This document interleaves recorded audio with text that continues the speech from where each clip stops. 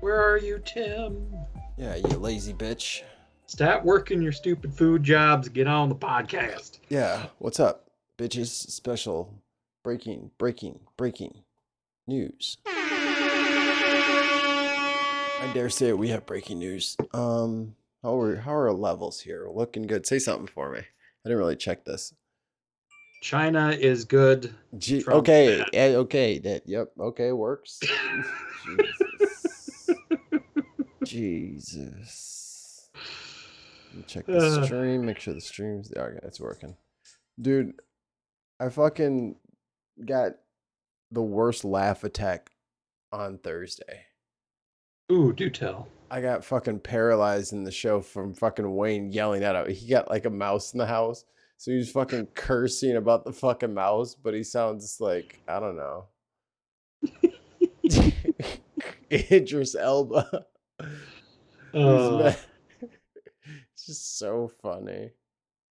that's I gotta it's fix your weird camera. because I was just at the family cabin this weekend, and we went up, and we were having some friends show up there a few hours later, and like a week ago, a mouse got into the cabin. I got traps. We caught it, but I found mouse shit everywhere. Yep. So we got there and then had to clean for 3 hours before our friends came. Yay. Like I Oh, don't mind cleaning. Like the cabin's new, you clean up when you leave, keep it nice. But when you have to clean when you get there and clean when you leave, did I uh, did I show you that TikTok I made? I fucking went to do something. Oh, I went to do something to the Mini Cooper and I couldn't get it. It wouldn't start. So I was like, "Oh fuck. Something's messed up. It didn't charge right or so I'll uh, jump it with my truck." So I fucking pull the truck up. The battery for the Mini Cooper is actually in the trunk. yep. Um because there's no room in the underneath the bonnet. Hey HR, you want to get in here? I'm surprised it wasn't like under. Yeah. I've never had a Mini Cooper, but sometimes the batteries and shit are under the back seats, where like you lift up the seats and that's where they store things. That's pretty much the same spot. Yeah, So it's pretty there ain't small no back trunk; there. it's the back seat basically. So I grabbed the cables out of the box in the garage, and then I got the I bought new piston arms so that the fucking didn't have to use a broom handle to keep the fucking dude. That hatch must weigh 1,000 pounds. Because Pure steel. I'm telling you, that fucking piston goes out, it'll fucking cleave you. Fucking take you out. That thing is heavy. Um, You don't want to hold the baby and juggle 1,000 pound swinging death oh trap my at the same god, time. I don't know why the hatch door is so heavy. Um, but I get it all connected up. Or I go to pull the truck up so I can connect everything.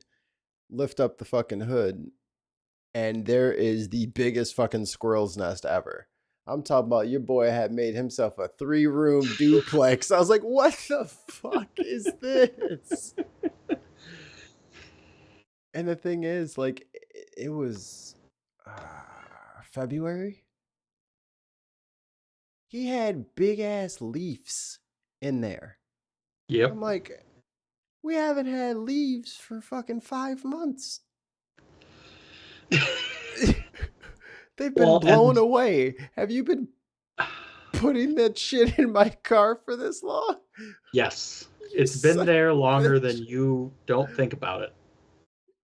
Or they must have abandoned it or something like that, and I've just been driving around with it in there. I want to Well, say I and got my oil change in the meantime. I wanna. and critters love cars. I don't know why. It's where they want to live. I guess they are sealed metal houses, basically. It's a little But cave with windows. It's a cave with a skylight. well, like recently, I did some. Well, because I love my Chevy Avalanche, but as you Yes, pointed you out, do. they rust to no tomorrow. It's just bad metal, and unfortunately for you, you live in salt country like I do. I do. Our roads are terrible for all of our SUVs. So you know what? I took a weekend. I scraped off the surface rust, threw on converter, painted it, primed it, all that shit. Uh-huh. But there was one section where I'm like, fuck it. Like I can't just take the surface off. This has to come off, and I got to seal underneath it.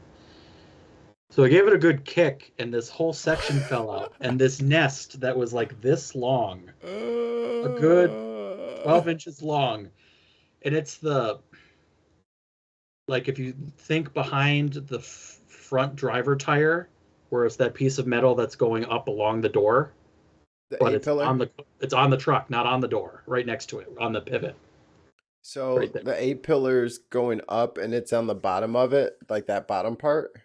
Yep, and it's the frame that the door kind of Oh, goes into. I think that's And just the I just door kicked out the jamb. bottom, and it just that's been Uh, there for years. I can tell. see, I this So I guy, sealed it in. this lady. I like to watch those mechanic videos where it's like just rolled in or some shit like that, and these motherfuckers be coming in. And this lady was complaining like there was like a knocking going on. Her whole entire engine compartment was full of fucking hazelnuts or some shit. The fucking Just squirrel. juggling around. No, dude, the squirrel had filled the entire car. I'll find it. It's too good. It's so good. And I love my truck, I do, but like, Progress. Do you want to come in here, Progress? We're gonna read some of this indictment. It's really for me to stay have fun. Oh god damn it, Progress! You're always going to sleep on me. Stop sleeping. sleep is for the weak. Squirrel.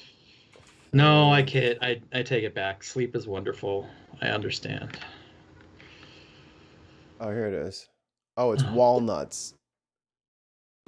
Well, customer Well, that's states, even worse. Vehicle won't shift into gear or into reverse. Oh, let's take a look. Oh yeah, there's your problem. Yeah, that'll do it. That'll do it. Holy hell. There's so many. How long did she leave it parked? That doesn't happen overnight. I don't know, dude. That's the thing. They're little fucking crazy little psychopaths. They could get that done in probably not that long. That little nest in my frame is not making me feel so bad now. How far does it go? Look at it down up in there. Somewhere out there's a starving little squirrel. Thought he was gonna eat real nice this weekend or this winter. Yeah, they filled up the fenders. I don't want to have to be the one to clean that. He filled the fenders up. Look at it in the cranny. Full. Full back there. It won't shift, Roasting. and I don't know why. Yeah, it does this knocking sound. That's roasting on the train. HR says that's nuts. Shame! Go to bed. Shame! How dare you? Shame! It's 1.5, what is it? 2 liter fucking four banger now. Hey, I think this is a very good personification of how Trump hid his documents in his house. I wish. Oh, is this the one? Into Yeah. every nook and Fisher has to check commence. Fisher has squirrels cat won't Dude, be enough with the fucking AI shit. All right, I know it's an AI video. You can't fool me. Oh yeah, and then the satellite got filled up with acorns, or this antenna. Sorry.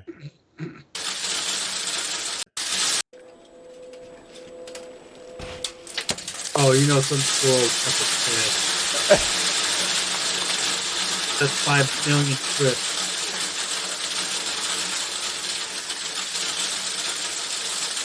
Oh my god.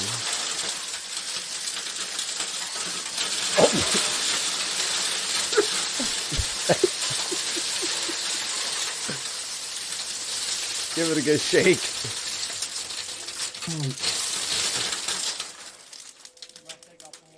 Keep going. 300 plus pounds of acorns removed. It's only 50 gallons. It's fine. What do you even do with all those? What do you make? Can you make acorn butter? Is that a food? Can you eat it? Is it like a Nutella? I wouldn't. It's probably 'cause poisonous. That have been all up in the squirrels. All up through that squirrel. That squirrel carried that there, and it didn't have a basket with it. Acorn nut butter.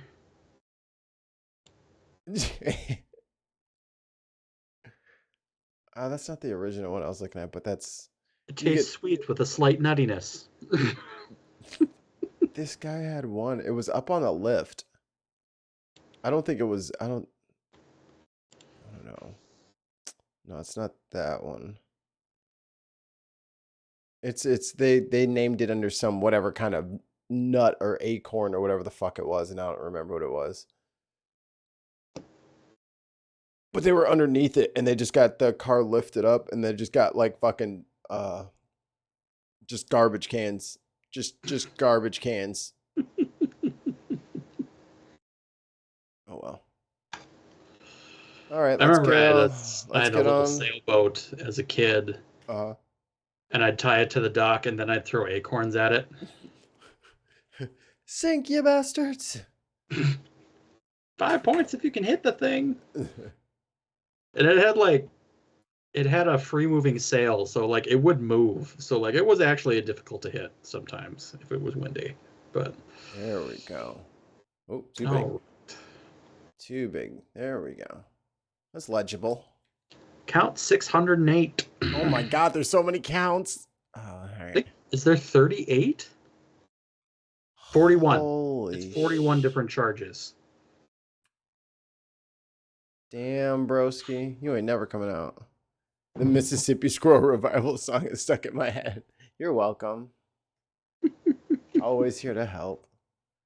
Okay. The only thing that could maybe save him, and I hope they catch this early, is in the jury selection. What do you mean? If there's like a secret mega Trump supporter that can hide it and then just refuses to prosecute. They don't need a majority. They don't? Or they don't need a unanimous.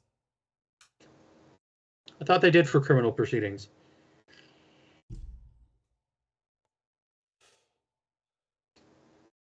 I mean, if they hang, if that's the case, then they'll just try him again.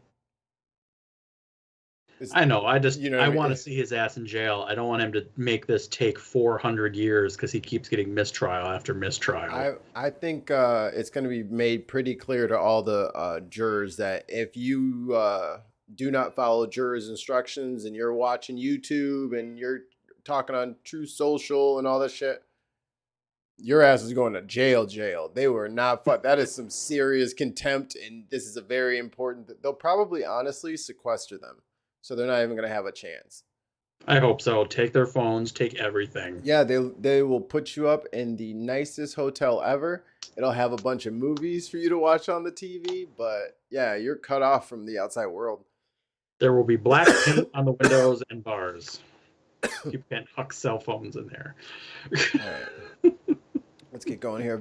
Count 1, violation of the Georgia RICO. Yikes. Racketeer Influenced and Corrupt Organizations Act. That's how they get you, man. That's how they've been getting these rappers. Maybe Trump thinks he's a rapper. And they can just net everyone that even talked about this. Mm-hmm. So and throw them all away. Count 2, solicitation of violation of oath by public officer. 3, false statements and writings. 4, same count. 5, solicitation of violation of oath by public officer. 6, same count. 7, false statements and writings. Count 8, impersonating a public officer. I want to know what that one is. All right, we'll put a star on 8. We're gonna have to look, especially in the 8. Who is he impersonating? Conspiracy to impersonate a public officer. Maybe the fake electors thing. Oh, that has to be it. So that one's not him. It's the people he directed to be the fake electors. Okay. And so with RICO, that's all their crimes. Their scheme is getting these crimes. So they all get this. Conspiracy to number 10, forgery in the first degree. Yeah. 11, conspiracy to commit forgery in the first degree. So you talked about the forgery, false statements and writings. That's another one. Is that the date? What is that? 16. Oh, is that the statute? I think that's statute 16, section 10, line 20 would be my guess, okay. Or some sort of variation of that. That super S thing. It's like an S on top of S. S is getting it on. Conspiracy to commit false statements and dude. Criminal can attempt to commit filing. Oh, those are bad. Because if no one brings that up unless they have the fucking proof of it. 15 conspiracy to commit. Yeah, same thing. 16. Oh, and not to interrupt you, Yeah. that special S is a typographical character for referencing individual numbered sections of a document. So that is Oh, good. The helping missive. find those specific statutes that he broke. Thank God the misinformation police are here. 15 conspiracy to commit filing false documents. 16 forgery in the first degree. 17 conspiracy to commit forgery in the first degree. Okay, we get it, y'all. Can y'all just bundle this better? 18 Nope. Hit him with it all. Hit him with the space lasers. False the book at him. False statements and writings. 19 conspiracy to commit false statements and writings. Criminal attempt to commit influence with witness tampering. No. Oh, buddy. Criminal attempt to commit false statements and writings. More false statements and writings. False statements and writings. False statements and writings. Violation of oath of public officer. Solicitation of violation of oath of public officer. False statements and writings. Conspiracy to commit solicitation of false statements and writings. Jeez, man. Talking about committing solicitation. Influencing witnesses. That's that recorded fucking phone call. Election fraud, computer theft, computer trespass. I wonder what the computer theft is. Is it the voting machines? Indictment, computer, what was it? That's number 30, count 34. Computer theft. Yeah, all right, keep going. I will figure that out what that is. Computer invasion of privacy. Conspiracy 37. Conspiracy to defraud the state. Number 38. Solicitation of violation of oath by public officer. 39. False statements in writing. 40. False statements in writing. 41. Perjury. Consider yourself purged. Oh, so here's all the there's all the homies. Oh, there's your man Cheese, bro. Mark Meadows, John Eastman. Who's Jeffrey? Jeffrey Clark's one of the legal people, I think, right? One of the lawyers. I believe so, yes. Some of these names I don't recognize, so maybe they're like Georgia people.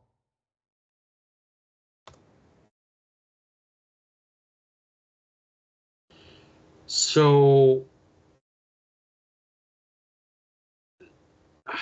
I'm not Sidney sure. This is a federal definition. But if you hack a computer for financial gain or commit another crime or to obtain information, that's a felony charge. With the offense, did they try to hack Georgia's voting system? Okay. Well, I mean, if they tampered with any of it, you know, same thing. And that could be going back to the electors again, for all we know. Let's keep the misinformation to a minimum tonight, please. Hey, listen here. We got a thing about police around here. Say, oh, you think you about that? You think it's a game? We do not care. Keep it rolling. With the offense of violation of the Georgia RICO Racketeering Influence and Corrupt Organizations Act, OCGA. Oh, is that subsection? Subsection 1614-14. Yes, yeah, there's. For the said accused individually and as the person concerned in the commission of a crime and together with the unindicted co-conspirators in the state of Georgia and the it's Fulton County on and between the 4th day of November associated with this. Did the good part. Yeah, there we go. If you didn't download it, Trump lost the why they didn't have to start. If you don't Trump was a loser. If you don't read, they knew it. If you don't read nothing else. You put sparkles around that for the screen. If you only read 5 words of the indictment, read the first 5.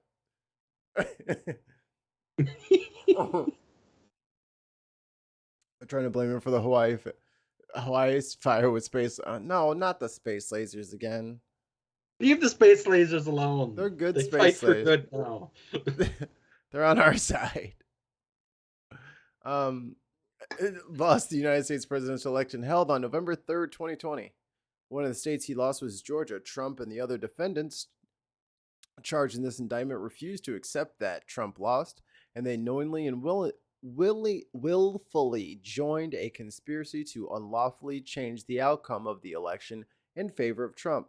That conspiracy contained a common plan and purpose to commit 2 or more acts of racketeering activity in Fulton County, Georgia, elsewhere in the state of Georgia, and in other states. Bitch. Like, I know, like, you like your introduction sentence to like talk about what you're gonna talk about. Get If- to the point. if What is that- your if- core thesis statement? If that's the intro, Oh God. We're gonna have to spend all of Oh, Wednesday's God. show like just reading this document. Oh, I might have a lawyer to talk with us. My friend Ike speaks. Ike in the. I'm gonna do some production work for her, and I think she's gonna come on Wednesday. Sweet. Or I can talk to Anna. I gotta talk to Anna again. I gotta talk to. It seems like all the lawyers I know are gals, which makes me feel safe. Because women are smarter. And they're not. Just- And if you're nice to them, they'll protect you. Yep. Don't screw them over, From and the they'll treat you fairly. they'll protect Shocking. No. protect me from the horde. And then I canceled myself. Okay. The Oh, Enterprise. Ooh. I want all of these other defendants to cut deals and turn on him. Space, the final Mm. frontier. These are the voyages of the starship, the Enterprise. At The all times, Indictment Enterprise. the USS Indictment.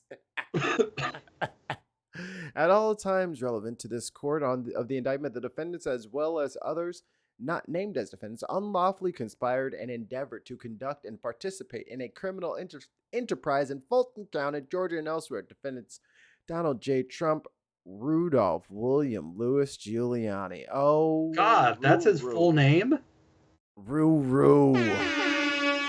How far you've fallen. My goodness. John Charles Eastman.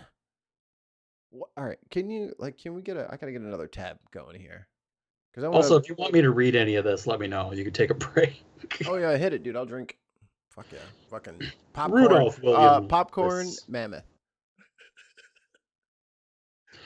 John Charles Eastman, Mark Randall Meadows, Kenneth John Chesborough, Oh, it's Cheese cheese, bro. It's cheese, bro.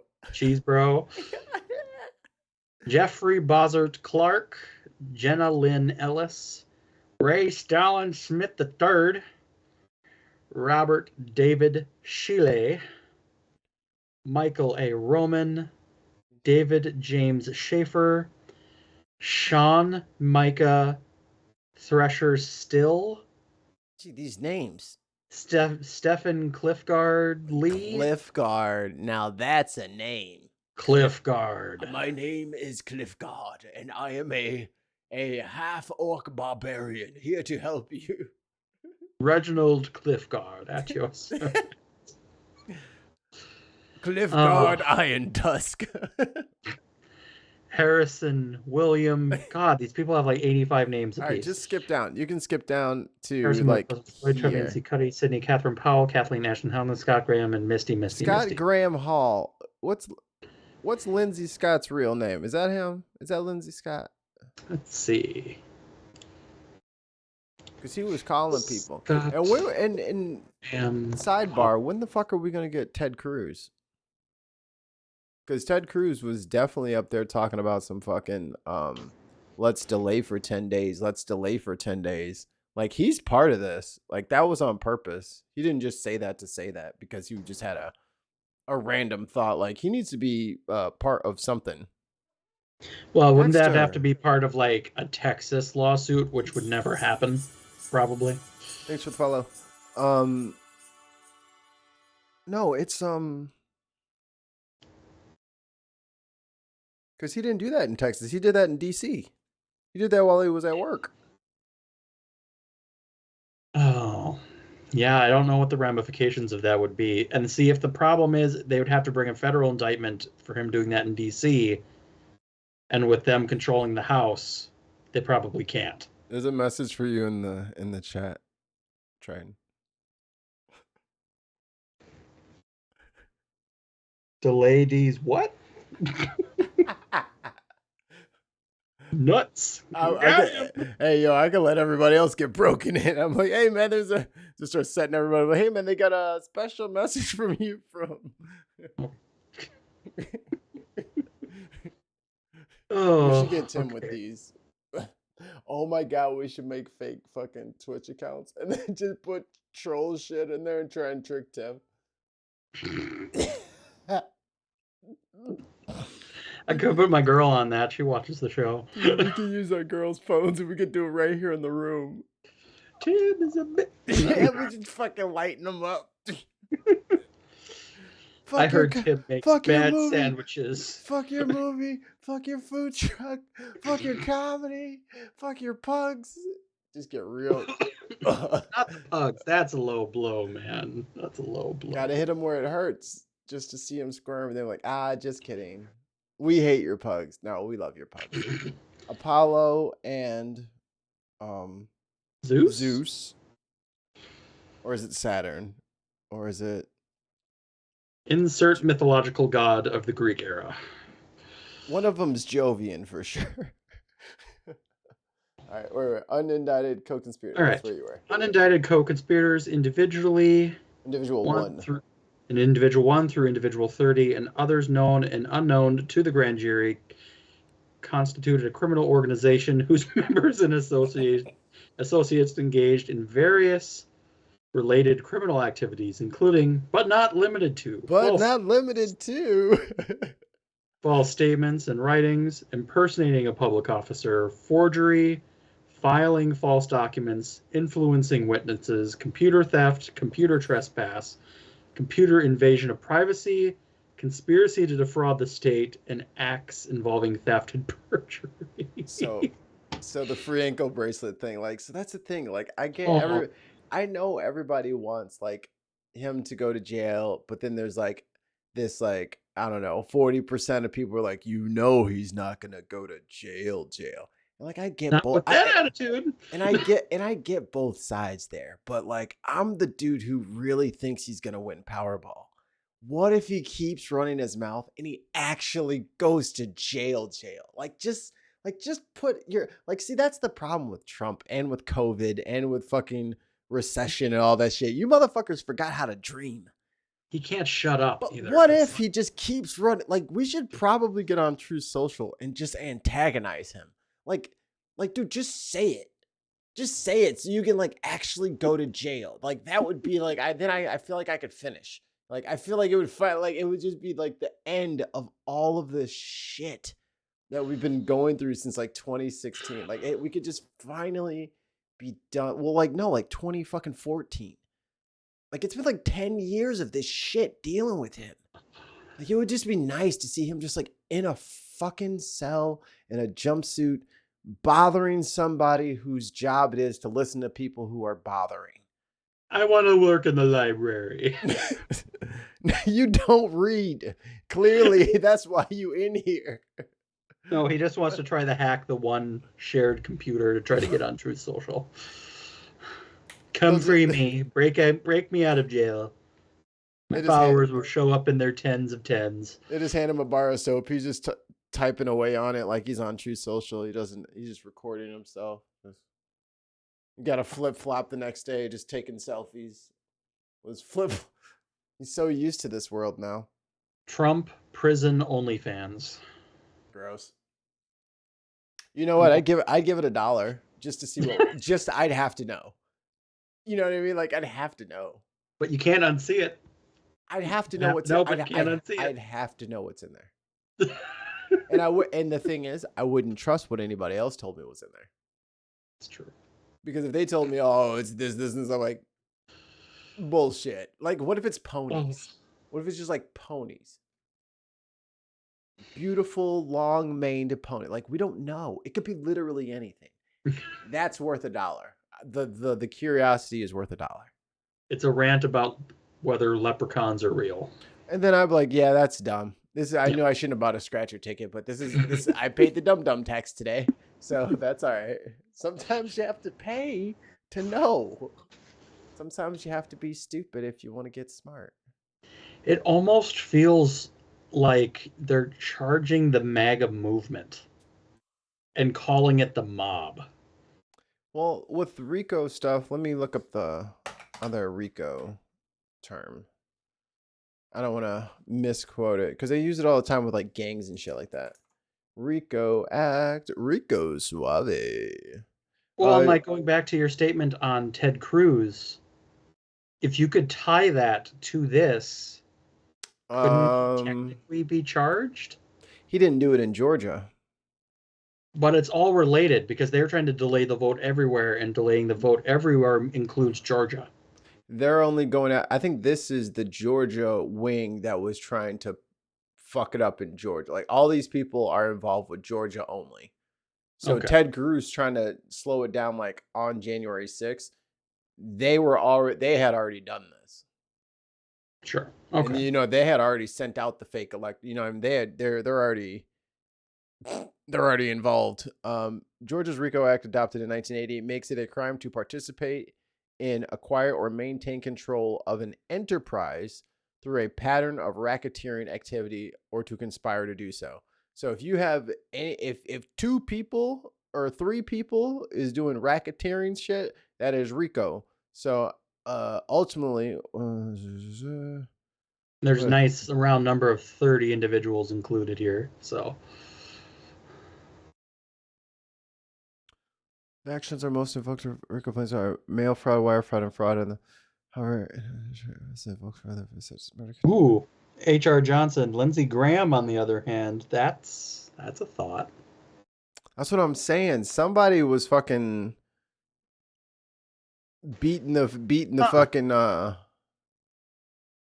what's Lindsey? That's what I'm saying. What's Lindsey Graham's real name? I think that there's a Scott up, Graham Hall here. Is that Lindsey Graham? But he just goes by Lindsey because he's weird. That's a reach. I know it's a reach. I think it's someone else because that. He wishes it was. Here's a full list of those charged. Maybe they have pictures. I want to take your picture. Nope. Come on. No, I don't think that's Lindsey Graham. Okay, manner and methods of the enterprise. The manner and methods used by the defendants and other members of the associates of the enterprise to further the goals of the enterprise and to achieve its purpose included, but were not limited to, the following: false statements to and solicitation of state legislatures. That's bad. This is damning. This is bad. Members of the enterprise, including several of the defendants, appeared. Dexter, no. You just fucking fail on your jump every time and claw me. Let go of my mouse pad. Dude, bro. Get him, Dexter. Bro, stop fighting with me, man. Get out of here, man. This is my office, man. He doesn't give a shit. Go. You will revolve around that cat's life, in that cat's opinion. God, pain in my ass. It's too early for snuggles. You snuggle at like 2:00 in the morning.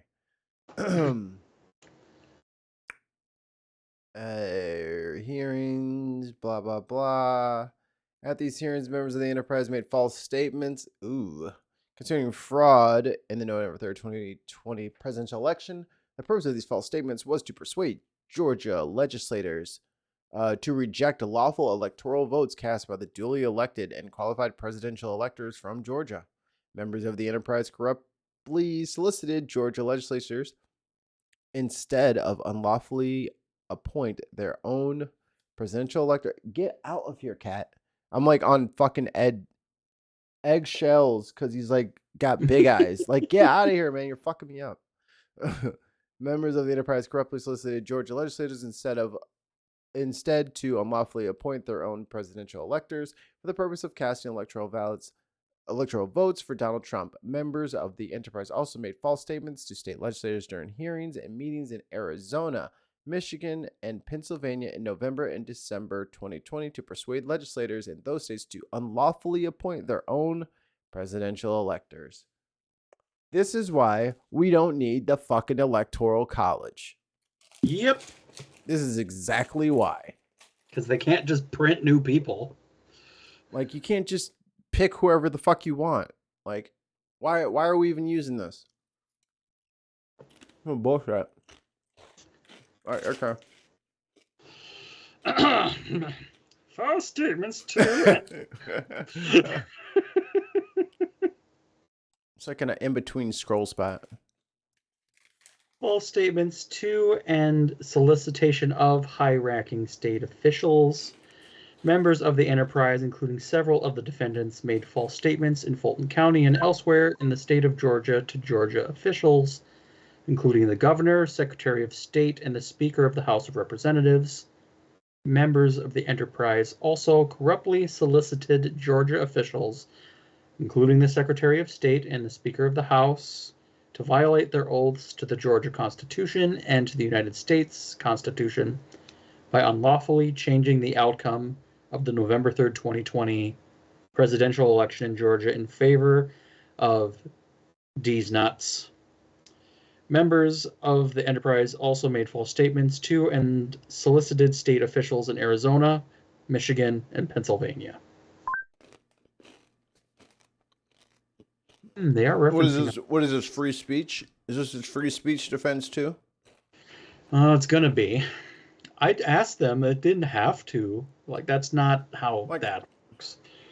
Like, what do you even say to this, dude? Like, if he had any kind of honor, he would just fall on his sword. I'm like, all right, just take him to jail. I'm not going to waste everybody's time. Well, and I think I actually saw this argument today, and I'm kind of wondering if it's true. I don't think he ever really wanted to be president in the first place, and he was mad that he won. It was a grift. But now he sees his only way out is getting elected again so that he can potentially try to pardon himself, because there's no technical rule that says he can't, even though it's never been done. But again, it wouldn't. So, but he's too stupid to realize it doesn't affect state laws, which this indictment is about violating the Constitution of Georgia. Yeah. And racketeering state officials. I don't see that would be a good question for a lawyer, is how does that correlate with federal election laws for a federal election involving state electors from a state? Because I think the thing is, could someone be disqualified from one state? You know what I mean? Because that's essentially the question: is can someone be disqualified from one state, or many states, or any states? Because if it turns into just he can't run for any elections in Georgia. I mean, if that's the case, that he can't run for any offices, no matter what it is, in the state of Georgia, because he can't be trusted around elections, does he just not show up on the ballot? And then if he gets any write-ins, then they don't count because he's disqualified from that state? And how does he win the presidency without Georgia? Well, it's technically possible, but I also then wonder, is like, do other blue states start just like voting him to saying, you know, there is precedent and a history of abuse in this state, and there's no reason to say it won't happen in our state this next election. So then you could have a slew of states that discount him from the ballot. But that'd be another court case. And then the question becomes, is he disqualified before the election while the court case is about whether or not he can be in the election, while he's also got 3 other indictments going? Well, and here's the thing, like, he's polling strong right now, but you know, they're using poll numbers based off of algorithms using landlines to contact people on who you're going to vote for. Right. That's not any demographic that matters in the elections anymore. That's just the old people that vote in the primaries, which he has enough of them to win probably the Republican primary. but not enough to win any sort of major vote. Like, he can easily get swept out of maybe like 45 of the 50 states, besides the core 5 red that'll never vote anything else. Yeah. What's that? Mississippi, Alabama. I think he'd lose Texas, Kentucky. honestly. Kentucky. Maybe Louisiana and Florida. Yeah, Florida. Florida is purple because of Miami and shit. There are so many weird doors that open with this that I don't. It's kind of a lot to think about. And I kind of feel like I should pay closer attention to all of this because this is historic, good, bad, or indifferent. Like this, hopefully, doesn't ever happen Again? ever. I mean, we got fucking 45 deep before we fucking had an issue. And I always wondered that, like, what happens if they just say, "Nah, fuck that, I'm not leaving." Like, even back in the day, I always wondered, like, what if he just says, "I'm staying, I'm the king now"? What happens? Well, that would never happen. Mr. Whatever his name was, teaching history back in the day. I think there are technically written and unwritten rules that say the military would remove him from power because he would be breaking his oath to the Constitution, which would invalidate him from being the commander-in-chief. But he been breaking it. So that's the thing. Do we need to institute something into the Constitution that the Secret Service needs to almost act as referee? Where, like, if it's like misdemeanors, they won't do shit about, but if they see any felonies, they have to act. Well, but is that giving the Secret Service too much power? Well, can we fucking trust presidents when they're fucking free time anymore? Motherfuckers don't behave. Apparently not. We thought we could. We were able to before, but Dingus peed all over the electric fence, and now there's piss and shit everywhere, and he's still shaking on the ground. Well, that brings up, I don't know how much you know about ancient Roman history, but at the tail end of the empire, the Praetorian Guard that guarded the emperors was so powerful that they picked who they wanted to be emperor and would kill anyone else that didn't like support them. The might makes right democracy. Yes. So it would take a very long time, I think, for the Secret Service to develop that kind of power. But unfortunately, that's where my head goes, is you can't. I don't know how that would work either. It's like common decency has apparently left conservatives. I think, well, that's the thing. I think there's a lot of conservatives that are kind of on that, like, you know, when you have too much caffeine and then you kind of got to crash and just take a little quick 37-minute nappy poo real quick. I got to take a nap. And you like, I think they're all like Trump crashing. Like they're all detoxing. And then they looked over at DeSantis, and DeSantis is over there attacking Disney. And they're just like, well, that's a no. They're like, well, that's a no. Then they got 2 Indian people, and they're like, well, I don't like coloreds. All right, you know my stance. And then who's left? Who's left? Carrie Lake. Oh, and Chris Christie. I think Chris Christie has, like, Christie reminds me of like John McCain. There's a lot of things about John McCain I didn't like. Here's the thing about Chris Christie. An honorable person, at least. Here's the thing about Chris Christie, though. Is he going to be able to afford to stay in the race? Polling at fucking 2%. He ain't going to have the money. So then you're stuck with Pence. So then you're stuck with Pence. Okay, and he won't win. There's no way. And they won't vote for him. So now you're back. So it's Pence versus Biden. And we're done. The oldie versus the older. Yeah. Two versions of the Muppet Sam the Eagle on stage. They should just run together because they're the same fucking person.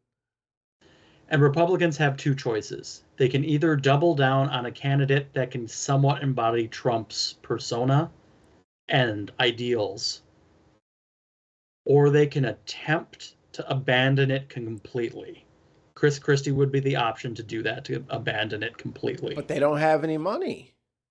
Well, the thing is, the main Republican super PACs do have money, but they're not giving it out yet. They could give him all the money he probably need for a federal election. Yeah. But the thing is, there is now a good 10 to 20% of the country that will die for Donald Trump. And if Trump is thrown in jail, blah, blah, blah, would he tell them to vote for Christie, who's been critical of him for like several years now? No. But He's too spiteful. But I think Christie's the one fucking guy, the Jersey guy, who's gonna be like, yeah, and that's why he's in fucking jail. Like, you know what I mean? Like, it takes one of those, and then he's like, yeah, he's fucking bitter as shit because he's in fucking jail, the fucking crook. I fucking hated that guy. I'm glad he's fucking gone. And now he has won them all over because now they have a new badass. You know what I mean? Now the heel turns hero. And I see the Cinderella story for Christie. I just don't think that they have enough money anymore. They're broke. And it's too late with DeSantis and Trump eating up most of the field. Like, unless Trump crashes and burns now, like immediately. They got to put him in jail. He'll drag this out as long as he can. The only hope for the Republican Party is that they arrest Donald Trump and put him in physical custody, so that the he's off the airwaves. So that the not so nuts Republicans can be like, finally, the monster is put away. Now we can finally tell you how bad he's been, and then they'll play victim like they always do. But that's their only hope. And then Chris Christie's the only guy who talks shit about him, so then he would be like the de facto leader of the shit on him party. That's their only hope, but they're not going to do it, so they're going to lose. So, and in that scenario, he does that. Say they throw everything behind Christie, they run on a moderate platform, even though I don't really regard Chris Christie as a moderate, but he's center right, just like fucking Biden is. He couldn't get 50%. But that's the thing. He couldn't get 40%. If he's the only option, if it's Chris, well, we got to think about it like with like pieces being removed from the board. So if Trump is off the board, so then it becomes DeSantis, Pence, Williams, not Haley Williams. Fucking, that's the girl from Paramore. Sanders. No, she better not. Carrie I Lake, quit if she tries. Carrie Lake, and then Vivek, what's his face, the other Indian guy, and who's the lady there's one other lady I'm forgetting. So we have DeSantis and Trump. We have Nikki Haley. That's the Indian lady. So what website is this? Politico has DeSantis and Trump at the top. The contenders that they say have a shot are Nikki Haley, Pence, and Tim Scott. Tim Scott has no chance whatsoever. I don't think he does either. Whatsoever. After that fucking doc shit, sorry, Tim Scott. The whites are not pleased with us. Oh, they're red about that. After that doc incident. And we have then the long shots, which are Ryan Binkley, who I've never heard of. Ryan Binkley. Doug Burgum, who I've never heard of. He's the billionaire guy, right?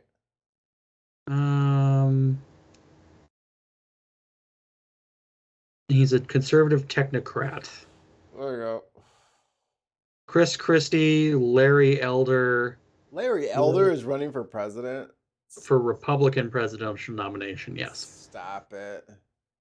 Will Hurd, Asa Hutchinson, Perry Johnson. No. You don't even Vivek sound... Ramaswamy. Yeah, that's the guy who wants to fucking take voting rights away from fucking college kids. Let's move the voting age up to 21, unless they're in the military. Bitch, I know you didn't go in no fucking military talking about some college kids need to not vote. Shut your little stupid ass up. Ain't nobody ask you all that. And you know what? All right, let's give that some thought. We'll agree to that if anyone who's retired can also not vote. Yeah, if you're out of the job market, then you can't vote. Yep. So all those lazy retired fucks will have to get jobs again if they want to get a voice. And then you know what? Let's do a literary test too. And then let's do a poll text too. Like, motherfucker, we already had all this like, where the hell were you in social studies? We already got rid of restrictions on voting. It's fucking unconstitutional and it's fucking wrong.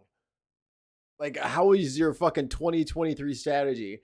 I'll go after voting rights. Your little mini boss sub villain ass out of here. Ooh, this I didn't think about this. This says a long shot, undeclared, not likely, but Greg Abbott. Oh, Texas governor? Mm-hmm.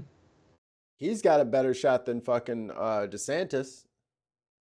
And Pence, honestly. And Pence. Yeah, no, they should dump everything and try to get him to run.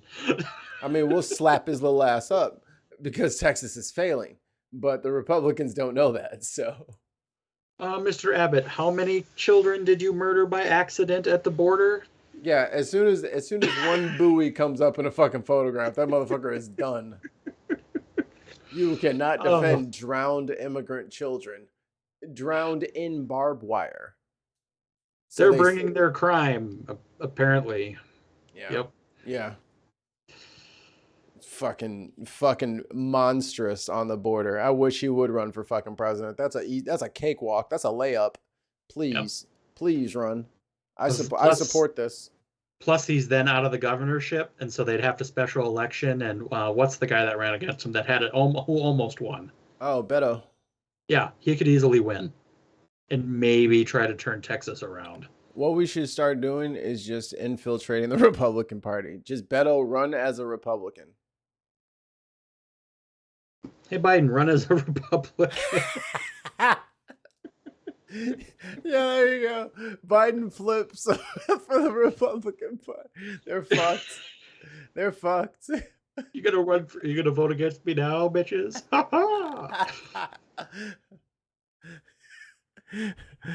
Checkmate. He peels back the D and the little R comes, little leg of the R comes off under the bottom, changes color. That's fun. That's fun. Creation and distribution of false electoral college documents. Whew, we don't have to read the whole thing. What's number 4 here? Harassment and intimidation of Fulton County election worker Ruby Freeman. That poor lady. They probably drove her up the wall. Well, and this also leads to there have always been a nice core of civic people, independent, Democrat or Republican, that work our elections, Yep. that run for these public offices, and have even the Republicans have a good amount of decorum and decency. And they're all quitting. Yeah, because they're fucking threatening to fucking shoot their kids. Like, I'm going to such and such middle school and I'm going to get your kid Johnny on the way. They're not staying for that. They don't even get paid. Nope. No, you can keep that. No, I ain't going there no more.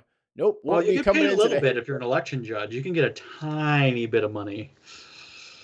I ain't getting paid enough for that shit. No, not even a little bit. You can keep it.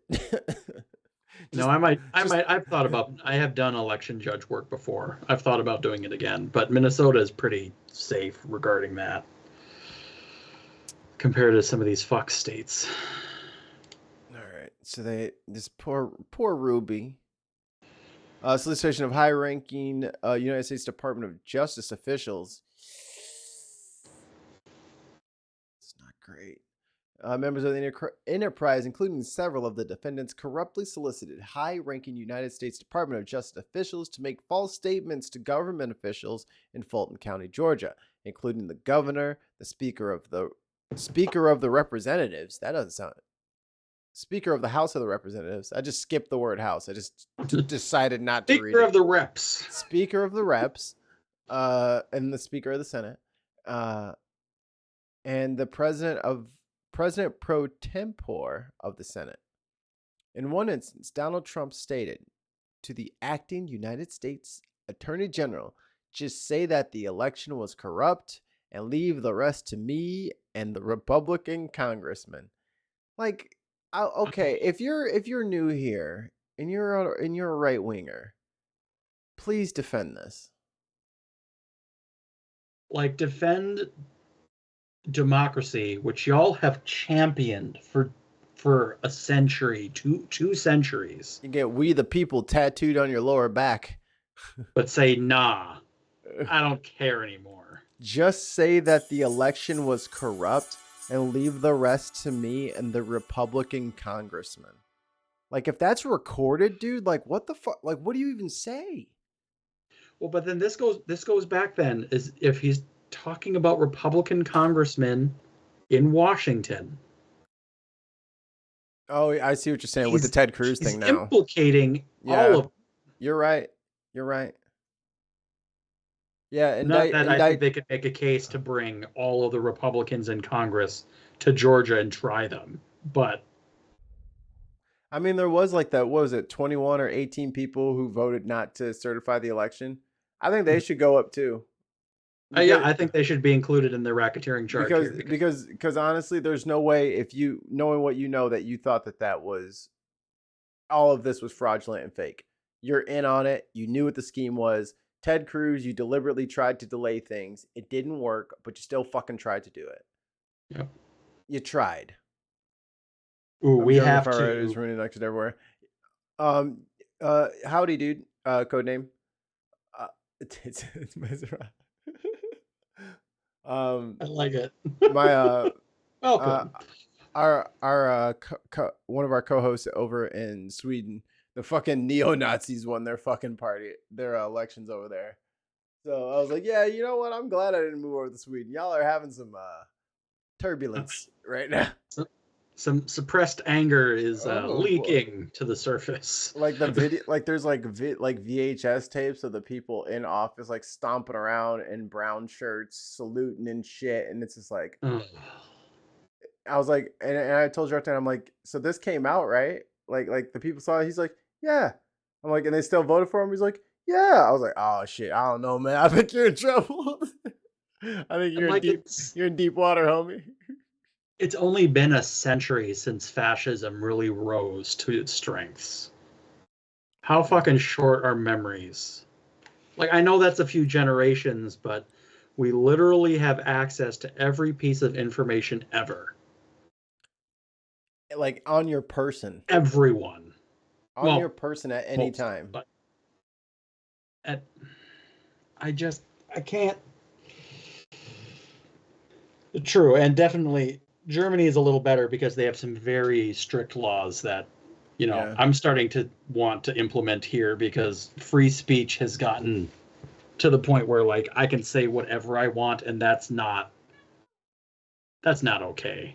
It's let's read what he said. Codename Titenzebra says, can't be openly fascist in Germany because you will go to jail for breaking the hate speech law, but that made them even smarter in hiding their ideology. And I think a lot of Dexter, get the fuck out of here, man. Get off of there. You're not supposed to get on. Get out. I got equipment on there. You're just jumping up on top of shit. What are you doing? Your cat loves you. Get over it. God. This is why I have to close the door and sweat in here, because the fucking cat just crawls all over. She's like, what's this? Fucking, forgot what I was talking about. Fascism laws making it go underground, so they just become smart. Yeah. That kind of leads into, like, in America when the Southern strategy came out and our political parties flipped, and red was blue and blue was red. Yep. And it became, you can't say nigger anymore. You have to say colored. You can't say colored anymore. You have to say African American. And then, like, they can couch the language and if it's not good anymore, or if they want to demean a certain group of people, it's instantly woke. Or, you know what I'm saying? Like, they just change the words. They just change the dog whistles. But I know when they say someone wasn't acting with decorum, it means that some Negro got uppity And when Marjorie Taylor Greene is screaming at the top of her lungs in a fucking Cruella de Vil mink coat, and then 6 months later is screaming about how everyone else needs decorum, it all rings a little false. Can everyone calm down? And everyone laughed. Will everyone have decorum? Well, that I don't know what was it, Tennessee, where like those 3 Democrats, 2 black guys, the Justins, one white lady spoke out. I forget. You can refresh me. I forget the bill they were speaking out against. It was for gun violence. Yeah, and then they sanctioned and removed the 2 black representatives involved because they used a megaphone. I figured out why they used a megaphone. The people on the dais muted their mics. So when the protesters came in, he said, "Hey, they muted my mic. Let me see your bullhorn." So after they got it. So after they were muted by the fucking the governing body, they were silenced, and then when they spoke up anyway, now you've broken decorum. Well, now they're back, so that's going to make it a very awkward work environment for the next little bit. Re-election season's always right around the corner, y'all. And I don't know, it's easy to get tunnel vision about the issues in our country versus, the rise in more fascist ideology in Sweden and Germany, and the UK taking more drastic action in a very conservative, narrow view. I don't really see a way of fixing it. Like, I've always believed education is the way to fix this. Right. Like, make college free, make all textbooks free, make everything paid for by the state in taxes so that no one wants for anything. And then I get called wasteful, like that's wasting government money. I got a conspiracy theory for you. Oh boy. All right, I need you to inhale deeply into this blue flower that grows on the north side of the mountain right now. Like, I need you to get real weird with me. I'll find some historical facts to maybe strengthen your argument. Let's go. What if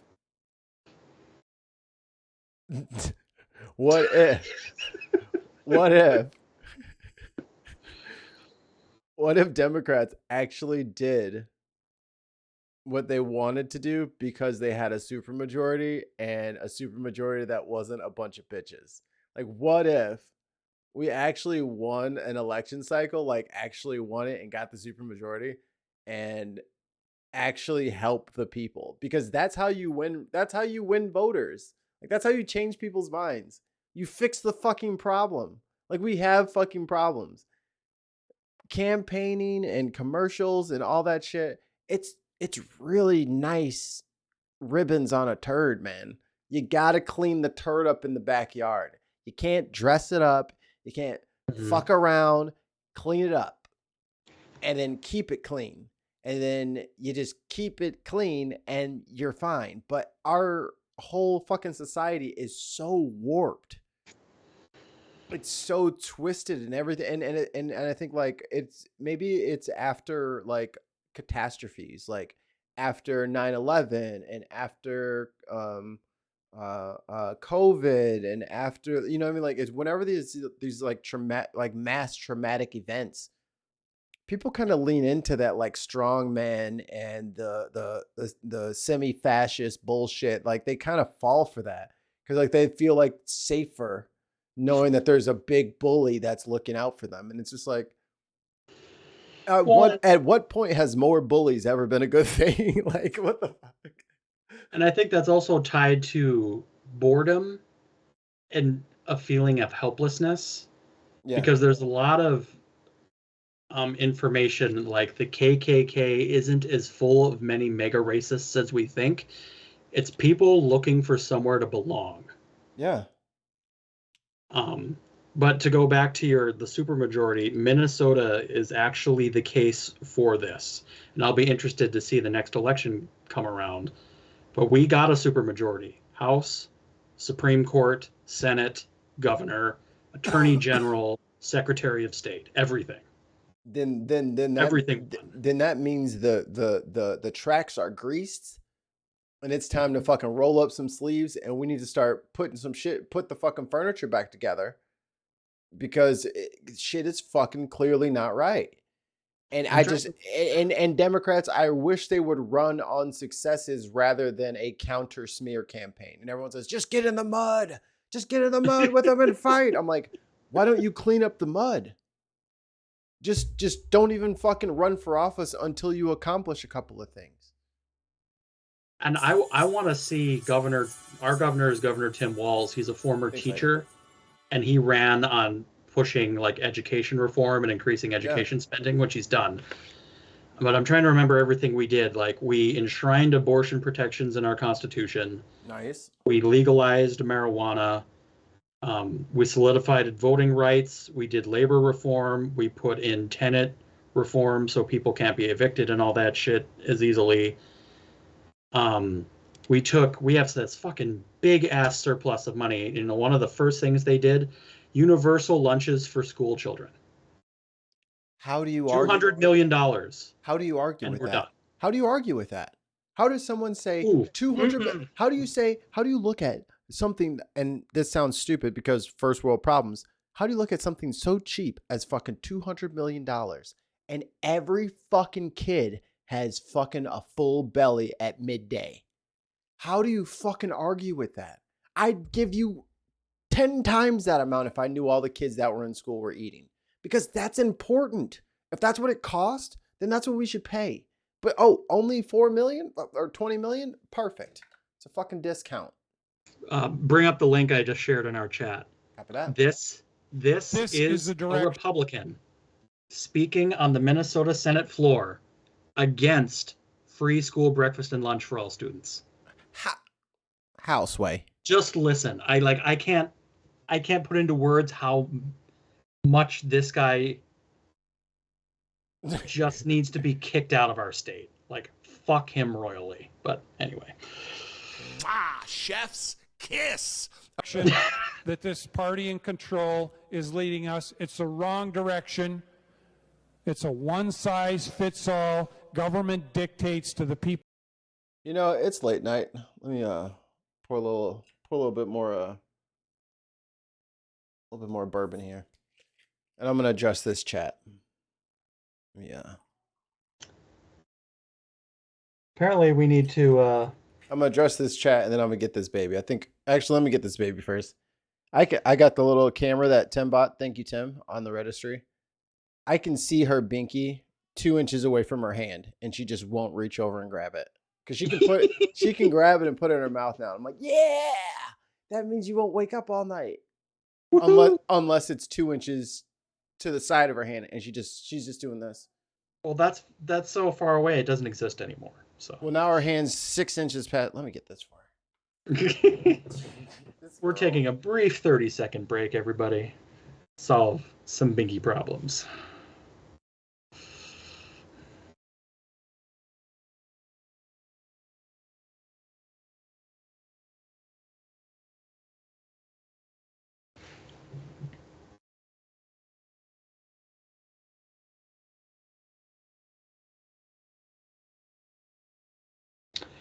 Trump is the best president we've ever had. There's only 2 genders, and Hillary would look absolutely stunning in an orange jumpsuit. I'm sorry, my friend. Like, the amount of inconsistencies and fallacies and indoctrination in your statement is a little upsetting. I don't think Trump was the worst president we've ever had. He's number 2 for me. Reagan was the worst president we ever had. He started us down the tailspin of shit of the toilet that's now the United States. So, rant a little bit there, but apparently Trump's the best, Mikey. I didn't know. Who says that? That guy says that? Yep. And like, because go ahead. Because here's the thing, like, so, guy, I don't know you. You don't know me. I'm just going to look at what you're saying. I'm not even going to like attack you personally or like go after you or anything like this. I haven't read it yet. I literally just went and gave the baby the binky back, and now I'm back here. I can already see from your commas. This is, are you copying and pasting? Because this looks copied and pasted. And none of the stuff that you have listed here has anything to do with what we're talking about. Yep. So my question is it copied and pasted, or are you that bad at listening? Or is there something else? And then you can let me know. Well, and I'll take the step here that if you're a hardcore support Trump through everything he's done, or we'll compare it to this guy, that means you support this guy in his argument that if children are poor and don't have money, they don't deserve to eat. Yeah. Lightning. You watch this and you let me know if this guy's on base or if he needs to shut the hell up. People of Minnesota with Oh, okay. their money in using it to do things to them that don't need to happen. Mr. President, I have yet to meet a person in Minnesota that is hungry. Yet today. And this guy is one from a rural district that has lots of poor, hungry children that this bill would directly benefit. He is so out of touch with the people in his constituency, he thinks hunger no longer exists. And you got to also think, like, when people have rural districts and they think like I don't know, I do this a lot of times. I like to know what the median income for like a zip code is. Or you know, or an area code. Like I need to know like what kind of area are we talking about, because I'm in Chicagoland. So on the north side, on the like next to Wrigley Field, yeah, dude, if you have a house there, it's probably like $1 million house, because it's fucking Wrigleyville. It's fucking famous. It's like having a fucking house next to fucking Times Square. Of course it's gonna be like a crazy expensive house, right? But if you have a same size house out in the sticks by me, where I'm like 50 miles outside the city, oh, that house is probably $200,000. So someone having a house in a place in Chicagoland can mean different things to different people. I was stalling for you, dude. You didn't answer yet. Do you agree with this guy so far? You're involved with this. You wanted attention and now you're getting it. Now keep up. Now participate. I have yet to meet a person in Minnesota that says they don't have access to enough food to eat. Now, the sample size of all the people that I've interacted with versus the millions of people that live here. should say that hunger is a relative term, Mr. President. Yikes. Lightning is hunger a relative term? Oh, and there are so many doctors that talk about, and educators, that if a child is in school and is hungry, they don't learn anything because their basic needs aren't being met because we don't give a shit.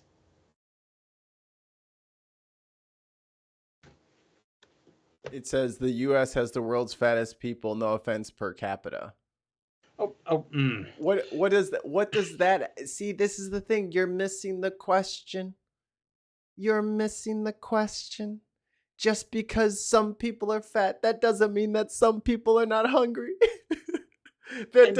Just because there's a hot dog eating contest every year doesn't mean that everybody has 42 hot dogs on the 4th of July. That's not how it works. Well, I'll just throw some basic stats out here. Minnesota has a population of 5.7 million people. Babies.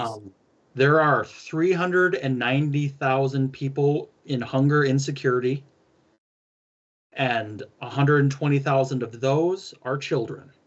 Okay, so there you go. There's 120,000 hungry kids in Minnesota. Sorry,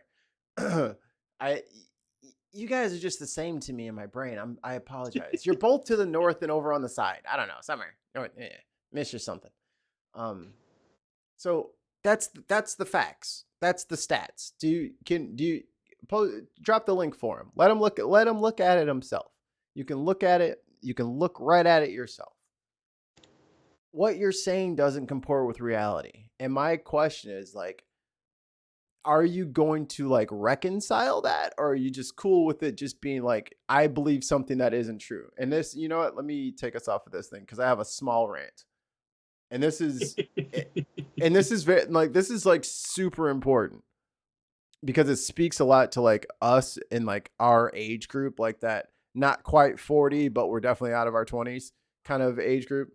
And a friend of mine posted this thing about how the end of days is nigh, like make sure that you're good with Jesus and this, that, and the third. And it's just like copy and paste kind of like chain mail thing. You're supposed to like it if you love Jesus and share it if you love the Trinity. I don't know what the rules are anymore. I stopped going to the meetings. I don't know how to win anymore. But she's posting this, and then I'm like, I know, and I looked at Kristen, and I'm like, what if I took her at her word? Right? Like, because Christians in this country, they get a lot of slack, right? They're allowed to say they're allowed to say a lot of weird shit. You know, it's like,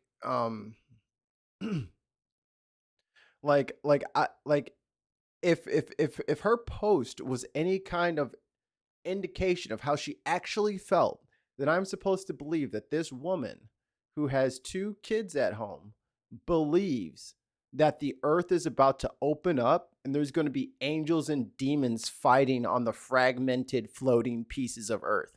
So my question is, as someone who has no connection to any of that fucking mythological nonsense, y'all sound crazy to me.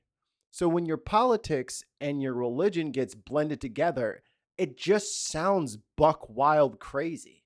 Like, this person is posting on a fucking social media site that Jesus is going to tear the earth in half and you need to get your soul okay. I'm not saying that she has like a mental condition or anything like that, because I think it's disparaging to talk about people like that. And a lot of people with mental illnesses don't appreciate the fucking the company. But it's just weird to me that Christians will look you straight in the face and say some of the wildest shit ever.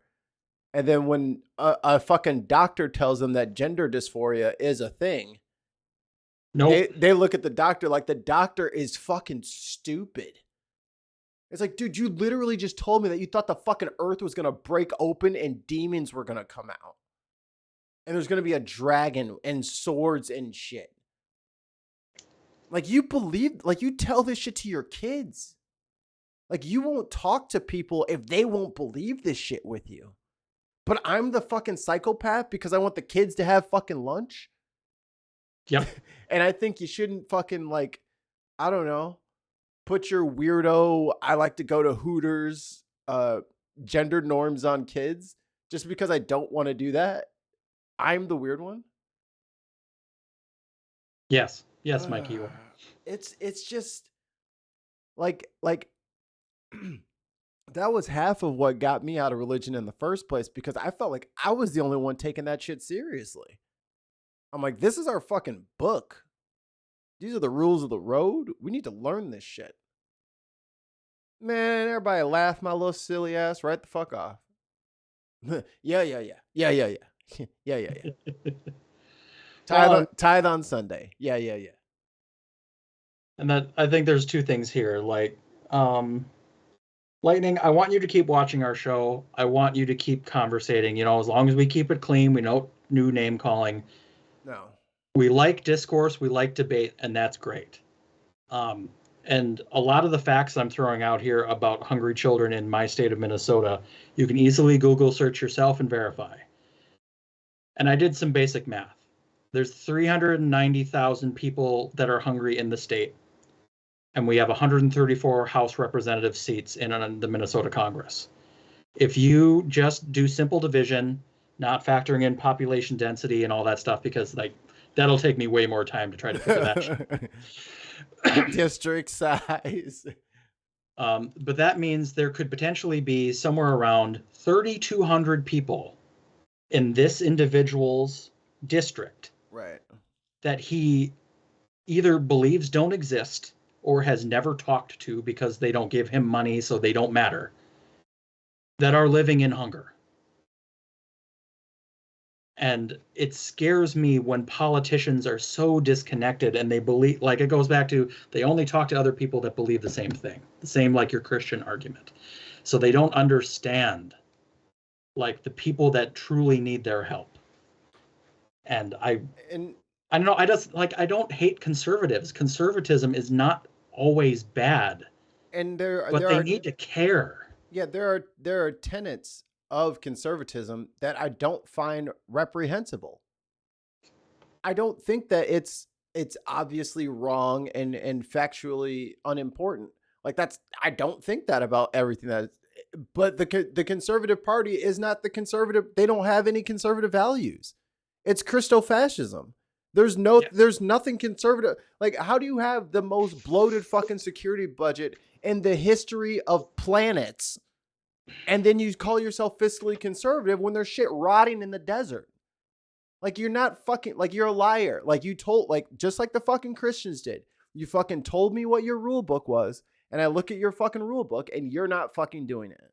So if Christians/conservatives, the new Christo-fascist party, if you want to fucking win people over, why don't you actually do what the fuck you say you're going to do, instead of the exact opposite and then cry victim every time somebody tries to check you on your bullshit?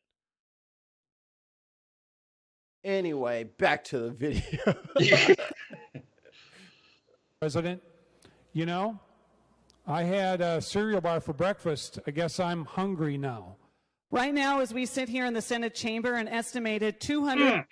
Oh, I just read what he said in the chat. If a father grieves his dead son, is he a wimp? And then he says, just have a new one. And see, like, that's the thing. Like, I can't take you seriously anymore. Like, you're not a real person. Like, you're not a real like, this is why I don't debate with people for real, because you don't have a dad or a brother or a kid, and you think you just have another one? Like, that's your day-to-day life? Like, that's your experience? That sucks, man. Like, That's honestly, rough. Dude, if that's real for you, I hear that and I receive you as you are. But that's rough, fella. That's rough, man. I have homework for you, Lightning. I think you need to go, if your father or mother is still alive, I want you to video yourself talking to them and let them know that when they're dead, you're just going to get a new one and you don't give a shit about them. Like, that's crazy. You know, send that to us so we can react to it. Because if that's what you truly believe, back that shit up. That's buck wild. Because my dad is super important to me. I love him to death. I'm going to be a fucking wreck when he passes away. He's one of the most important people in my life, and we're kind of getting to that age, so it's like it's real awkward now. It is, and like, I don't know, and I have a father who had me later in life. He's in his 70s. He's an older individual already. So my mom's almost 70. Sooner than later. So my mom's almost 70, so I'm right there with you. When you're in a cult, you can't see the outside, and that's the thing. Like, I know like the definitions of like cult and cult-like behavior and stuff like that, but I don't want him to recoil and get like defensive right away, like, because the thing is, I could have easily been him. Any one of us could have easily been him. Everybody makes mistakes. Everybody has shit that they're wrong about. But it's like, bro, let me pull up the first fucking sentence in the fucking indictment, bro. And this is the thing, because I want you to remember, y'all were the Law and Order people, right?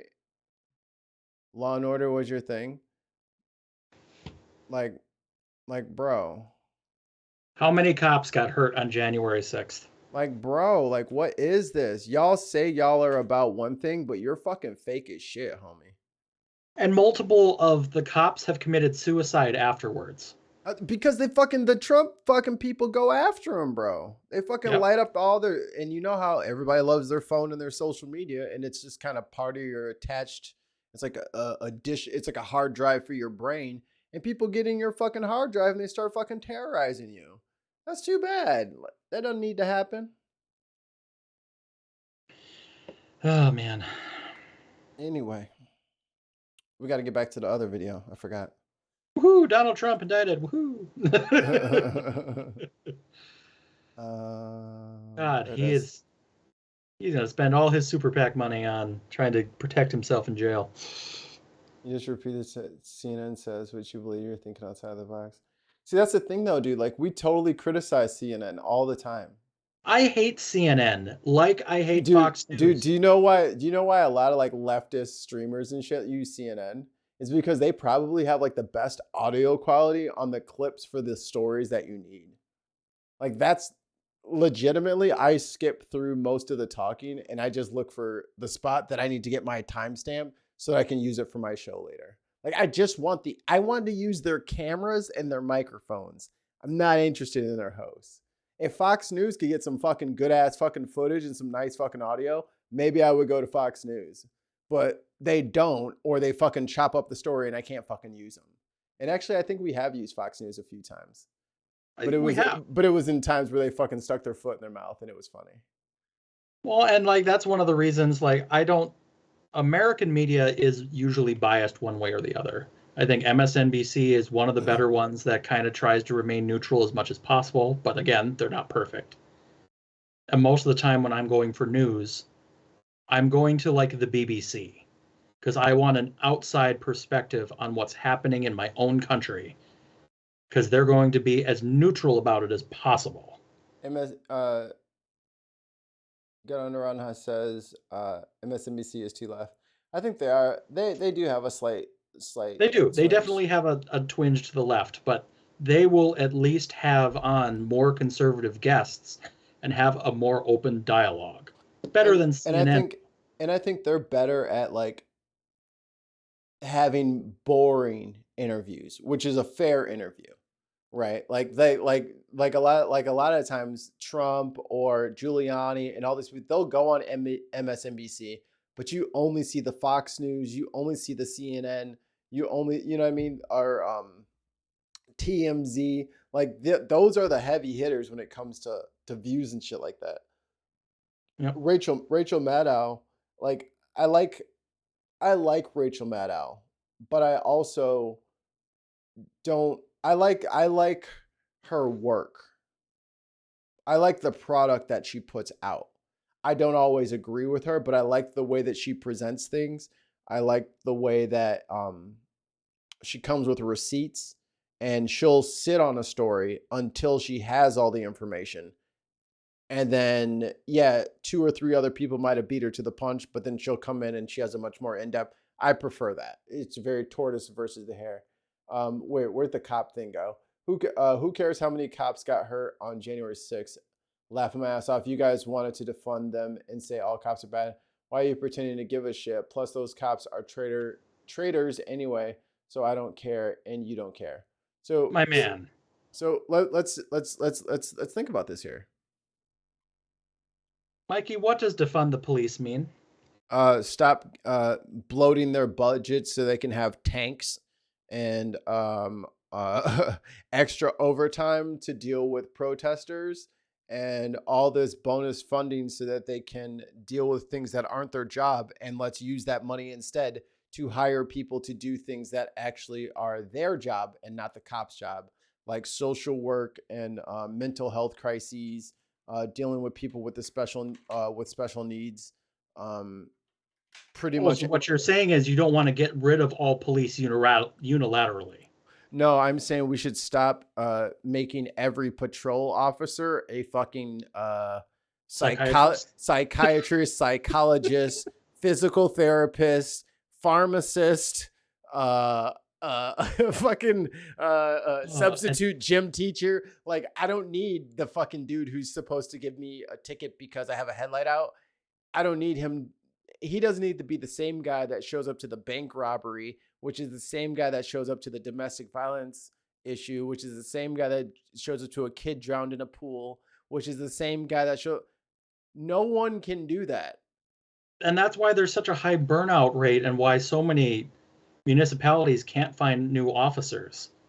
Who would want to deal with that? That is So- insane. So Lightning, let me ask you this. Would you rather the cops stay the way that they are, or would you rather there be traffic people who only deal with traffic stuff, and domestic violence people who only deal with domestic violence stuff, robbery people who only deal with robbery stuff? Would you rather they be separate, or would you rather one officer be in charge of all of it and he's armed to the teeth and scared shitless? You know what? I think I'm going to go for the specialist that knows what they're doing for my situation. And if you have floater guys, then you have floater guys. And then like it's not like if a fucking Amazon warehouse can run with the efficiency that it does, for you to tell me that you can't have people respond to calls based on their expertise means that you suck at your job, and you probably shouldn't be in charge of fucking police if you can't figure out how to get the best people to where they need to be. And the general order right now is, well, whoever hasn't gone yet. Like, that's not a way to fucking deal with crisis situations. And if you think that I'm wrong, then by all means, just play Powerball tomorrow, I guess.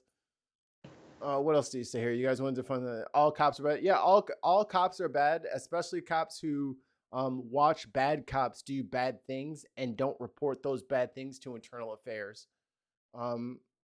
So why are you pretending to give a shit? I give a shit because I'm an American citizen, and I'm protected under the Constitution. And when people break the Constitution, they are and violate my rights, I feel like I should give a shit about those things. And put those cops, plus those cops are traitors for enforcing the laws, law and order, right? That was your whole thing. Cop traitor anyway, so I don't care and you don't care. That's cool. Like you probably didn't think I had an answer, but.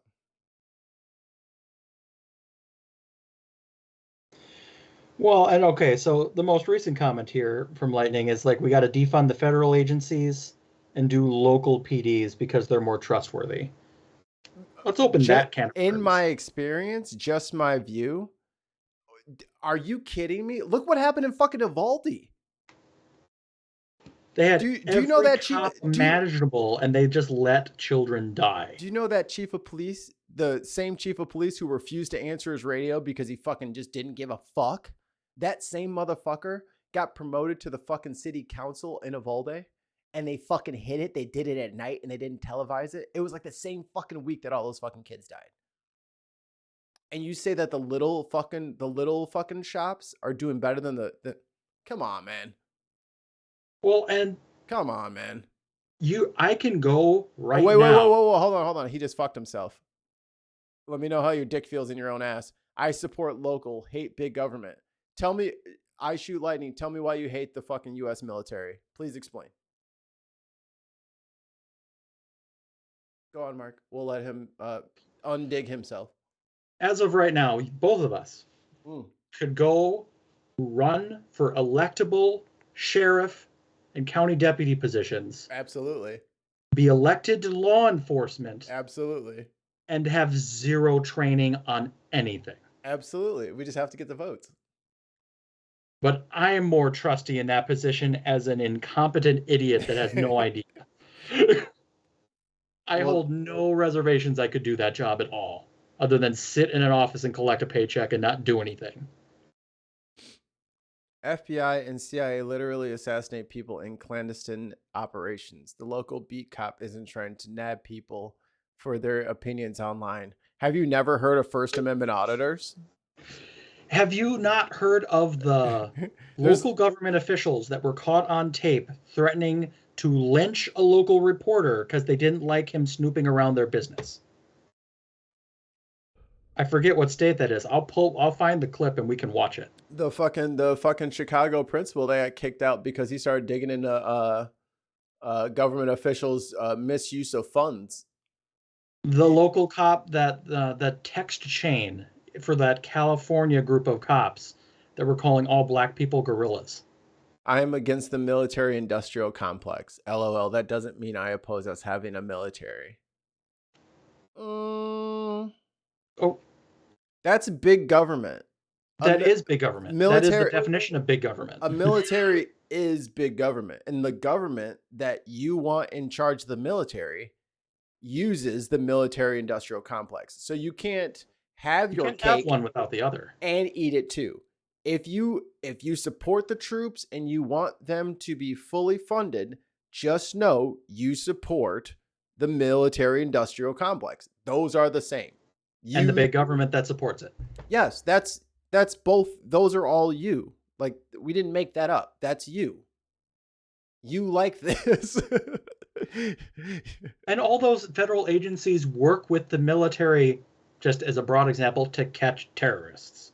So you want to hamstring them so that they can't protect us. And that's the same thing with like the 2A people. Like the 2A people are all about like, let's get everybody a machine gun. And also I support the police. The police are like, please do not give all of them machine guns.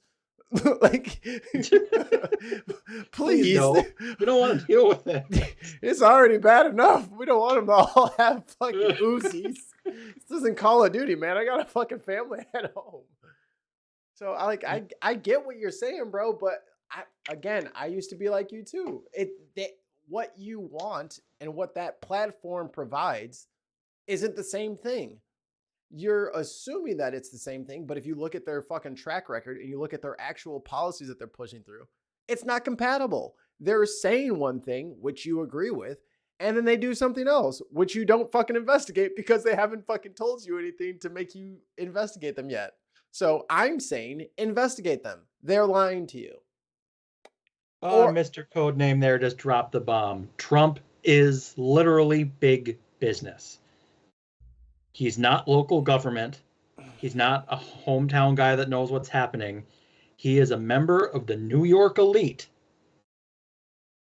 I've given money to Democrats and Republicans. They're all in my pocket, he said before he ran for president. Dude, he even knows it's a grift. Like, y'all weren't supposed to vote for him. He was supposed to lose. It was just a way to get some money. He went catatonic after he won. He's like, oh my God, I now have to be president. He don't work. He's 7,000 years old. He ain't trying to go to work every morning. Which goes back to the argument that no one should be president that's like over the age of 60. I just want to, again, toot my own horn. Oh, come on, horn. Horn. Leave your horn alone. Don't touch your horn on air. I pushed the button already. Horn. Thank you. From Universal Studios Hollywood. Yes. I was right. I accurately predicted before it came out to all of the news sources that all of that information at Mar-a-Lago was, because you know how the president has to get a briefing every morning? Mm-hmm. You know how Trump refused to read anything that didn't have his name on it and it wasn't one page with pictures? Yep. That doesn't change the fact that briefing comes with like fucking binders of information. Yep. You know what I mean? Like, so it's like, okay, good morning, Mr. President. Here's your coffee. Today in Syria, ba ba ba ba ba. And then the next thing on our docket is picture of a butterfly. Butterflies are endangered in Afghanistan, so we're gonna nuke them. Next packet is that there is a library going up in your honor in DC, so you're gonna have to go there for that.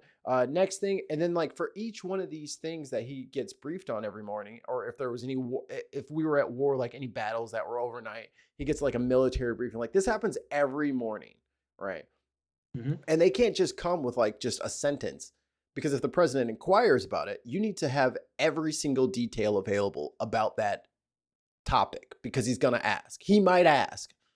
Well, in previous presidencies, that was more the case. But in the last one, homeboy doesn't know how to fucking read, barely. And he didn't. They realized early on, and I remembered that he didn't read his shit. They'd have to type him up an abridged Cliff Notes version. And when it finally came, the indictment came down about Mar-a-Lago, or the charges came down about Mar-a-Lago. I was doing the show with Brenna. Everybody else was off. And I was like, I bet that's all the extra stuff that comes with his briefings that he never bothered to read. Like, even though he got an abridged version, he was still being sent all of this information. And I bet they just boxed it up and sat it everywhere because he never read any of the shit. Booyah, that's exactly what it fucking was.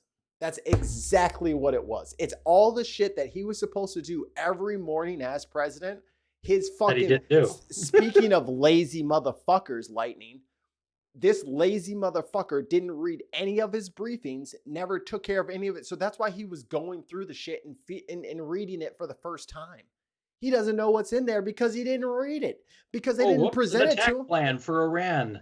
Didn't know that was in there. Because they have to fucking abridge everything for his stupid, simple ass. And that's why he didn't know what was in there. And his dumb, stupid ass committed a crime by letting people roam all around fucking Mar-a-Lago. So now you're going to go to fucking jail for it. Because you're dumb and you didn't do your fucking homework. Listen, kids. Do your assignment and have it done by the time it's due. Don't leave it for later. You'll go to jail. Well, I don't know this for a fact, but I believe that Trump was the first president where the president succeeding him passed an executive order to not give him briefings anymore because they couldn't trust the information wouldn't be shared. Yeah. And before anyone says that, oh, that's the Democrats trying to fuck the Republicans, that's just because they hate Trump, they're being unfair to him when they're not fair to anyone else, Bush still gets his. Yeah. Bush and Obama are friends because the office of the president transcends party lines. That's really the only person you can talk to is other presidents. So about that. Oh no, Vivek 2024 fucking followed us. That's hilarious. But that's the thing. Like, I think me and you definitely, because we're Midwesterners, we're about the same age. We kind of have the same kind of collective experience when it comes to presidential figures within like the last 30 years. Sure. Yeah. I don't like all of them. But not Trump. Bush is not my favorite person. But even still, however, but we still maintain this like American dream kind of like fever dream where despite what the president does, as if you love this country, you will treat the office with its due deference. Yep. And then it just kind of got to a point where, like, I think even in the early Ben episodes in 2016, I wouldn't talk super bad because, like, I want the system to work. There's an era of neutrality that Midwesterns try to embody. You know what I mean? It's just like we want a fair is fair, right? Fair is fair is fair. And if this motherfucker is the president, then he is the president. I'm not going to fucking suck his fucking dick, but I can't tell him he's not the president. Right? Like I have to, or I made it a point to say, like, when I said Trump, I would say President Trump, because I know for Obama, it was a big thing because they would never call him President Obama because it was a slight to him because they want to remove his title away from him. And I'm like, you know what? That's fucking low brow. I'm better than that. I can excel past that. But all of the shit that we've ever reported on with Trump has been so far outside the political realm. Like, none of it has to do with, well, you know, I just don't. Where does he think he's going to get the money for this policy? We've never said that. We've never had a legitimate political question about this guy. It's always been like his staff and have to try to understand what he says. Which year of which staff? Which quarter? Because they just rotate out all the time. Like there's not one staff that has worked with him because they just go or they go to jail. And that's where we're at now. It's that there's like layers upon layers and layers of people who have interacted with this guy and they're all going to prison, but it's on like a delayed kind of motion. And I tried to warn everybody, like when January 6th happened, I'm like, oh, people are going to jail for this. No, they're not. They would have arrested him already. Look, That's I not just how it works. You got to build a case. I don't know everything, but I know DC is not letting that shit go. There ain't no way that they're letting that shit go. Because as much as everyone remembers like left versus right, conservative, liberal, progressive, Christian, Tea Party. Muslim, atheist, Tea Party, all these little subgroups, you're forgetting that America has all the cameras, all the attention, and we had an insurrection at the fucking Capitol. We have embarrassed the shit out of ourselves. Yep. That is a fucking embarrassment. But Oh, and Wednesday, if we can't get Ike, I want to talk about Niger. oh yeah, we definitely should. That It is I have a been watching that. It is whole- a shit show. It right is now. a whole bunch of nonsense. World War Africa is about to pop off, and it's It is. And you know, it was weird because in and yes, the Cowboys are also embarrassment. But to answer your question, Rad, cowgirls, I'm in rad. Minnesota. Rad, cowgirls, rad. I am Minnesota Midwest, so right in the middle. You know, I'm in bear country there. You know, go Bears. The Bears. We don't have bears. No, I'm Well, in no, Chicago. we do I'm have saying Bears. I I'm take in that back. Chicago. So go Bears. I have to. It's obligatory. You have to say go Bears. Either whether you're a Cubs, Sox, Fire, Sky. We have to say go Vikings. It's just mandatory. It's something you just have to do. If you don't do it, then they fucking kick you out of the state. Yep, that's true. They're standing there at the border. Go on. You know what you did. We never finished this video though. 174,880. You know what? Homeboy got us all fucking distracted. This is only a minute and a half. Let's just start over. This is And a to direct. preface for anyone that has joined, this Yeah, please. is a Republican speaking against a bill to provide universal free breakfasts and lunches to all students. It was about, I believe, some $200 million to fill the gap to make sure everyone was fed at school every day, which was nothing for our surplus. So That this party in control is leading us. It's the wrong direction. It's a one-size-fits-all. Government dictates to the people of Minnesota with their money in using it to do things to them that don't need to happen. I'm doing food to you. Take that. Don't do the lunch. Don't do lunch. Mr. President, not fries and pizza. Lunch is a slippery slope to communism, my friend. First they'll want a pizza puff. Then they'll want the White House. I have yet to meet a person in Minnesota that is hungry. If you I only can't. knew how ridiculous that statement is, you wouldn't have said it.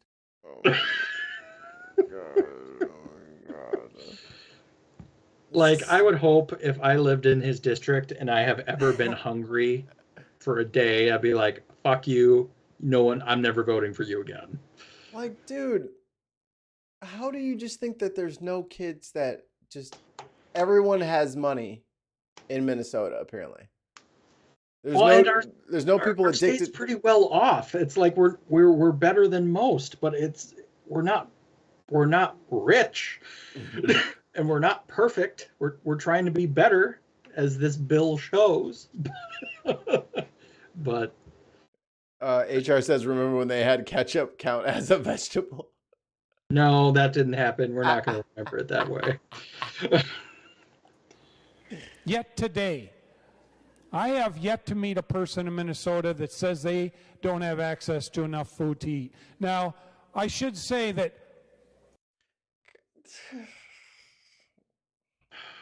No one's making eye contact. Oh, man. hunger is a relative term, Mr. President. You know, I had a cereal bar for breakfast. I guess I'm hungry now.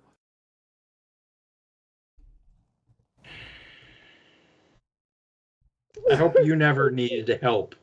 I hope no one in your family ever needs help. And that the services aren't there to help you. This was your This was plan A? Ah, come on, guy. This can't be plan A. Right Like, now, this as we is sit the here, bill he chose to fight. Like, there are so many, like, as much as I don't agree with it, I can understand fighting against weed legalization. Sure. Put your effort to that. That Sure. you could stand on a leg for that. Sure. I don't want the people smoking doobies and eating fucking corn chips. That fucking pisses me off, and I think it's unconstitutional. Whatever, it's wrong, but whatever. That's at least a position to have. But I don't feeding want the hungry fucking kids. children is I don't his want the hill. kids to have lunch. That's his hill to die on. And it's lunch at school. I don't know. I'm gonna try to keep track of him next election cycle, But and I want to see his opponent. I am gonna demand they do attack ads showing that every day. If not, we'll do it. Fuck it.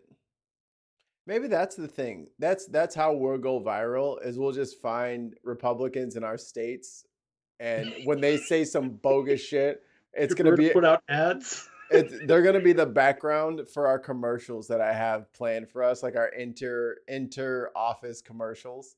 So like the commercials for Speaking from the Center will be the bid and vice versa. So then like when there's a third show, we'll rotate. But yeah, all of our advertisements will be for other shows on the network. And Perfect. and this will be on the background TV, him just saying over and over again that hunger is relative. I had a cereal bar. Dun dun dun. here in You know, a lot of motherfuckers didn't even know they had cereal bars. Like, shut up. the Senate chamber, an estimated 274,886 students are on free and reduced meals in Minnesota. So what does that mean? So reduced lunch means that the parents have submitted documentation to the school district saying that they can't afford it. Saying that they make this much money. Like it shows how much money they usually have to like provide a W-2 or a pay stub or something to prove how much income that they are not making. Correct. And then they pay a much smaller percentage, and the state covered the rest. So we basically got rid of the red tape and just said students get to eat. Just if you're going to school, because here's the other thing. What people don't understand is when you try to nickel and dime out benefits to people at a certain level, with the higher your scrutiny level rises, the more money you're actually fucking wasting. Because you're going to end up paying a person a salary more than the fucking benefits that you're trying to regulate. You're wasting money trying to be mean. I have the perfect analogy for this. My fiance and I are watching, I fucking forget the name. It's like Hotel Renovators. It's the guy that goes into hotels. It's not Gordon Ramsay. Hotel Hell. It might be Hotel Hell. Fantastic show. But he was talking to the owner who had started to renovate some of the rooms in his 30-room motel that was going downhill. Mm-hmm. And instead of replacing the lampshades that were falling apart, patching the cracks in the wall, replacing the stained bedspread, or any of the things you see, he decided to replace the wall in the bathroom so that there was a little bit better insulation so heating costs would go down. Saving money. Saving $5 there, yes, will irreparably damage your income elsewhere. All the customers will love how much I'm saving $5 a year because I patched this up because it's sealed better. And we have billions and billions of dollars in the Minnesota surplus. So how about we just keep kids healthy and happy, keep them in school. You know, they're more likely to go to school to learn something, and because there's food there if their families can't provide. That keeps them off the streets. Crime will go down. Like, there's a ripple effect of healthy benefits to society. Yo, if you start nickel and diming, like you said, everything away, that drives people to desperation. And here's the thing. I'm not arguing this anymore. I just realized what we're fucking doing. I'm not arguing that the fucking kids deserve lunch. If you have a fucking counterpoint to the kids having fucking lunch, then fucking keep it. Just put it in your Keep it fucking ass. yourself. You don't Just wanna put know it up of it. your own fucking ass because I don't care. If you don't want the fucking kids to eat, then fuck you. Like at that point, like, what am I Yeah. even saying at this point? It's fucking, you think school lunch is $1 billion? You think it's the fucking steak and lobster? It's fucking weird pizza that tastes like soap for some reason. Some fucking, a carton of milk and like a fucking apple. And you're like, oh, I can't have it. If that's your fucking stance, just go fuck yourself, dude. No one cares. Well, and, Roughly one in and even six to break down the money value of this, so what, the $200+ million for free lunches? Yeah. Guess what Minnesota's budget surplus was? Mm. $17.5 billion. You wouldn't even fucking miss it. Nope. You could theoretically, if the Republicans had control of everything, pass this and lower everyone's taxes by 20%, if that's what you wanted to do. You could do both. Hey, you do that shit, and I know 3 people that are moving to Minnesota quick, fast, and in a hurry. Probably in the same subdivision as a certain mammoth. Well, like one of the other things they do, and I'm very happy they did it this way, is we had a lot of money, and we are doing another stimulus payment, like during the pandemic. Everyone's getting a few $100s back. We're not lowering taxes. We're just giving the money back. Right. Because we don't know the shit that's going to happen in the next couple of years. Like, the economy might go to shit, and we're going to need the money. And instead of raising taxes at a time where it's going to make everyone angry and they can't pay, we'll still have the money. And can use it to keep ourselves afloat.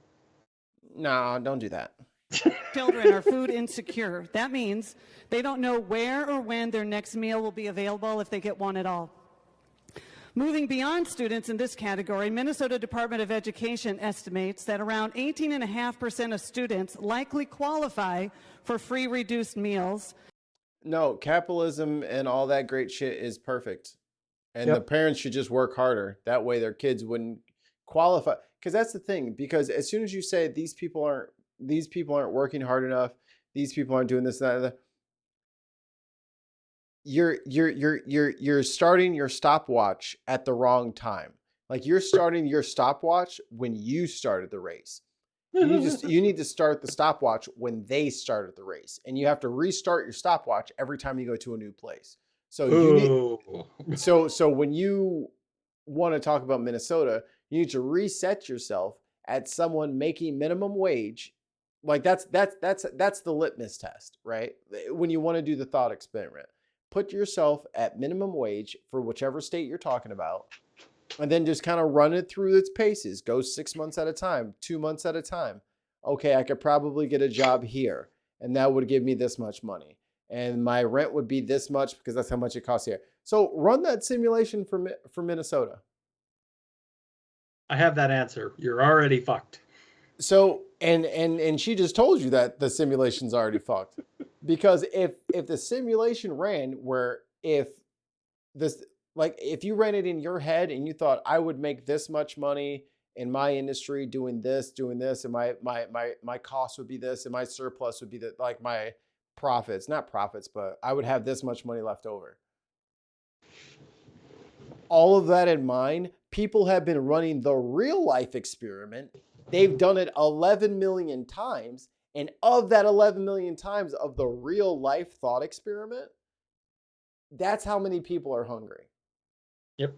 So as much as you can like theorize how poor, how rich, how to get out of something, how to do it, you don't have to do that because there's literally data for you. The data is right there. And you can read it. It's also probably underreported. Also true. Well, and some of it's overreported, and there are people abusing the system. Now, a lot of people may not know this on the Bin Podcast Network, and especially here on Speaking from the Center. But my former career was in grocery management, which means I saw a lot of link cards. I saw a lot of EBT. I saw a lot of food stamps. I saw a lot of WIC vouchers. You don't have to tell me, man. Sam's Club for 4.5 years. I can't tell you how many people would come in at the beginning of the month and buy $800 worth of bulk food. No. I'm just saying, and I don't know what your breakdown was, but I can tell you, and it wasn't just the neighborhood that I lived in, because I lived in predominantly black, predominantly white, and most of them were mixed variation of the races as far as demographic. And look, it's a lot of white girls who have lifted trucks from their husbands who have construction companies, aka they do jobs under the table for cash, that have very expensive vehicles. They have the newest iPhone. They have all the, but then you see somebody with like a Samsung and a fucking an Impala. That's They're the clearly problem. they're the ones that are like they're only copying the white girls doing the same shit, and they can't even keep up with the white girl. The white girls got way better shit than they do. Yep. Way better, and they doing the same shit. So I mean, if we call it a spade, let's call it a spade. Everybody fucking mooches on the system. That's fine. I don't care that, and that's the other thing. Like, I don't care that people are hustling the system, because as much as they're hustling the system, how much was the Trump tax cuts? 900 billion, right? 900 billion. That sounds right. And most of it was in corporate tax restructuring, especially incorporated companies, not having to pay taxes then. Cool. So who should I be, like, if we're talking fiscally responsible now, who should I be more mad at? The welfare queens or the guys who literally just got a fucking check for a trilly? Definitely the welfare queens. They're the ones ruining society. How I'm supposed to be mad at her because she fucking got hot food from the deli when this motherfucker just literally bought another yacht off the fucking golden parachute from the fucking... Come on, man. You got to be mad at the right people. But man, if she's taken the last 2 rotisserie chickens... God damn it, that was lemon pepper! And actually, now that I think back, I think that's one of the few things they can't buy because that food's prepared. Yeah, no hot food. No hot, which... There you go. Exactly. So I can buy 8 cases of Mountain Dew, though. That's fine. So, and then people were getting all pissed off when they were like, oh, this person's buying shrimp and filet mignon. It's like, you mean lean protein and shellfish? Yeah, why would they feed that to their family? Why would they need the delicious omega fatty acids found in the shellfish and, you know, like the pure protein of some steak? So everyone else can have steak, but they should just eat bologna. You ever tried to grow up with fucking bologna as the fucking protein to develop your brain? Have you tried that? Did your parents do that to you? Do you want to do that to other kids? Or can they just have some, like, you know, clean protein every once in a while? Like, fucking, like, shut up. It's meat. The cow's already dead. The cow's already dead. Let them eat it. It doesn't matter. The cow's dead already. It's fine. Well, welcome back, Codename. We are still talking the same shit. That's really it. Nothing's changed. Oh, yeah. The video. But are not we'll finish this video someday. The 1 minute 56-second video. It's been an hour and a free half. Reduced price meals for a variety of reasons. The most likely reason is that they haven't completed the form to prove they qualify. Besides the healthy meals and giving money back to families, feeding kids at school is the right thing to do. Being hungry makes learning almost impossible. There is no worksheet or assignment, test, or project that will matter to a student who hasn't had anything to eat. Oh, look. Like, why are we talking Shocking. about, why is this a conversation? Like, why is this a debate? You feed fucking kids. I feed neighborhood kids. Because if you don't, they'll just start chewing on the siding. The kids need to eat. They eat all day. They're fucking hungry. They don't, well, I don't know, kid, you don't stop growing until you're in your 20s. So you literally overconsume to grow for 2 decades. They're hungry. Let them eat. And it's not, and that's one of the major things, like one of the major problems, like IQ tests and like SATs and ACTs and stuff like that, is because those testing environments don't factor in for the fact that everybody doesn't have a stable morning routine to come into the test with. So you can be as brilliant as you want to be, but if you're 48 hours since your last hot meal, You ain't gonna give a shit about that math test. the test gets a lot harder. And so I mean, even if it comes down to like SAT day, that everybody gets breakfast, or like if we have to just start with days that are important to students, that we make sure that they eat. And I'll go on a slight tangent here. I've said it a couple of times on the bin. I don't talk about it too much, but my uncle is he's retired now, but a teacher in the county, so the suburbs of St. Louis, and he taught shop, and then shop went away, and then he moved over to like CAD and drafting. So that's what he would teach in the schools, and then he coached track, and I think he did stats for football. Okay. But like, I mean, he's probably one of, I don't know, 100 black male teachers in the St. Louis area. Like very, very rare. Very rare. What's the population breakdown of that area? Where he's at, I will do that. They can't see the screen, right? Yeah, they can't see it. Okay.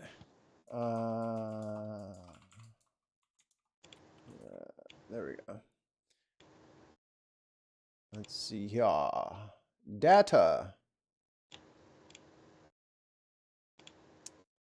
Median age is 47.1. Median income 94,000. Property value 292,000. Poverty rate 2.2. So the population, is this growth? So the growth went up 4,000 over last year. Where's the total population? There's a lot of information on here, but I don't want to give the city out. Peace out, Mr. Johnson. Sleep well. Bye bye. Happy birthday to the kiddo. Yeah, happy birthday. But one of the things that he kind of instituted was we got to back up even further. Story about little old baby Mikey.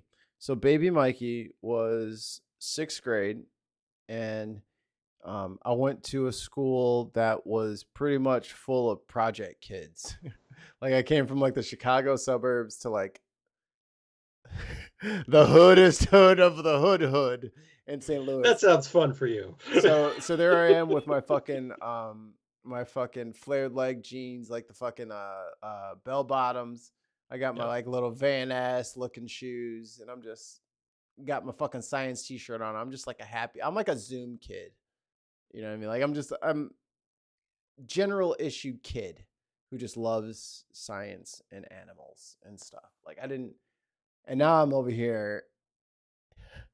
Like I've heard I had never even seen the projects before in my entire life. Never even seen it before. But now I am immersed in project kids. Every single student in that school was in the projects. The townhouse that me and my mom were renting happened to be nearby, and that's why I'm in the school district with these young people. Mm. Those kids were at least a year and a half behind me. We did not have books to take home because they had to stay in the classroom, and I would say about half of them had covers. They were old. I didn't get a lot of homework because they couldn't give you homework because you don't have a book to take home to see what the questions are. Sometimes they would make you write down the questions first. You'd have to write down the questions in the book and then do your homework off of what you wrote down. Because they just didn't have a way of getting worksheets and assignments to the students. So the best course of action was to just, like, can you think of how fucking broke a school has to be to make the kids write down their homework before they go home because we can't print it out for you. It's almost like we shouldn't nickel and dime education. But these kids are these kids are expected to succeed. They're expected to compete. So that's 6th grade. So 7th grade, my mom is like, we're not doing that shit again. So then I got bussed out to the county schools, and the county schools are the suburb schools. So I got bussed out to South County, and it was the Melville school district. So that was probably about 30-ish, 35-ish miles. I'm like right downtown. So this is, if you think of the Mississippi River coming down, St. Louis is on the west side of the river.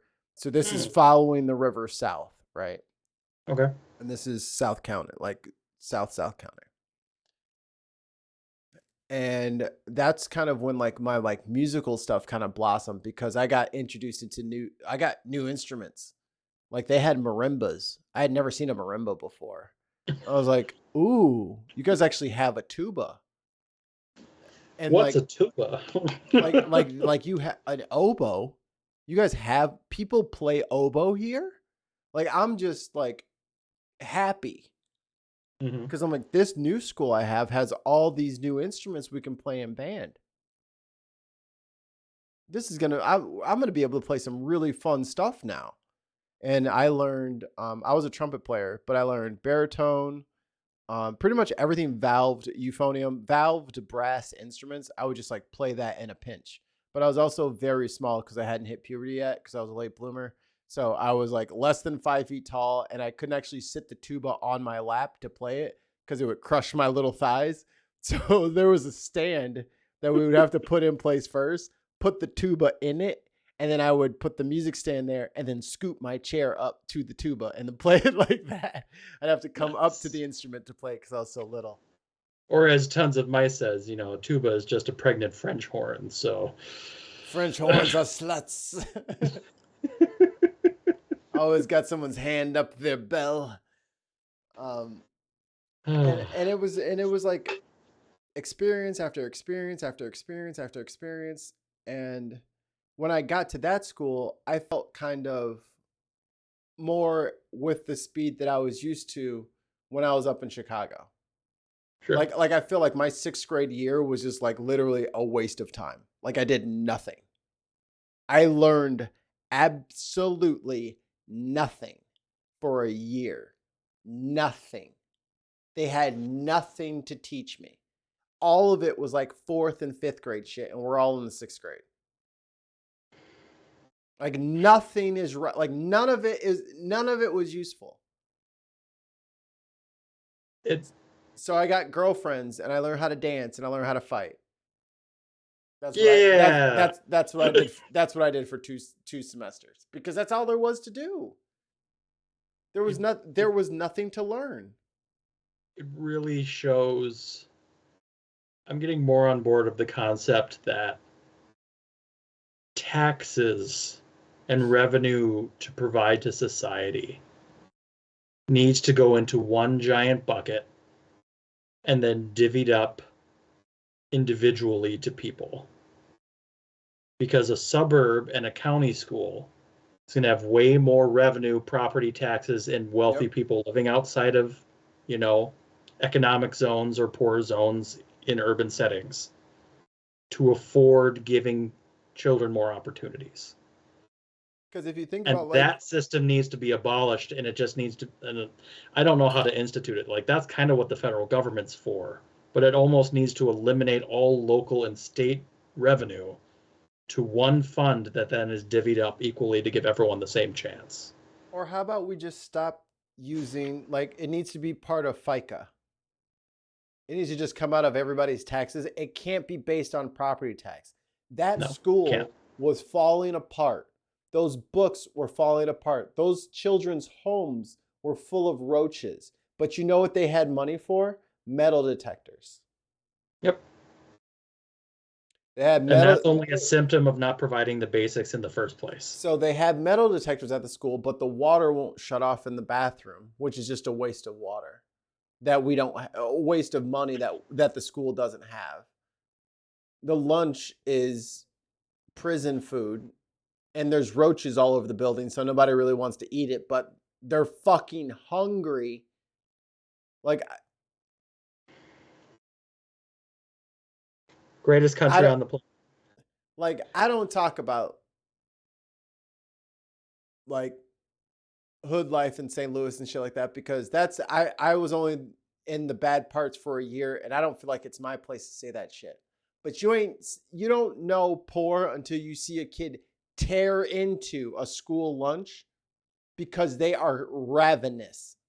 Yep. And like the They school are hungry. The free breakfast and lunch is a good step, but the amount of children that need that to survive then means how often are they even getting dinner? How often are they actually eating on the weekend? A lot of them don't. And that's the problem. Is they haven't eaten since lunch yesterday at school. Yep. That's the problem. And then you got them in math class. And if there is no school lunch or school breakfast program, they haven't eaten since lunch yesterday. So let me ask you, a squared plus b squared equals c squared. What is b squared? No. A ham sandwich. Yeah, it's yeah, you start doing fucking math puzzles in your brain when your stomach is gurgling. But I've gotten into the weeds here. I gotta land this plane. Yep. So and I am gonna have to crash soon. I do have. Yeah, we'll wrap this up. We'll just go down to I think number 8 we wanted to see, and then we'll just call it a night. Well, and number 6, because that one actually names the vice president, which I might be worth reading. 6 and 8 bookmarked. So one thing about going to that nicer school was my morning routine was completely shifted, in which I had pretty much an hour bus ride to school every day. Yeah. Home from school every day.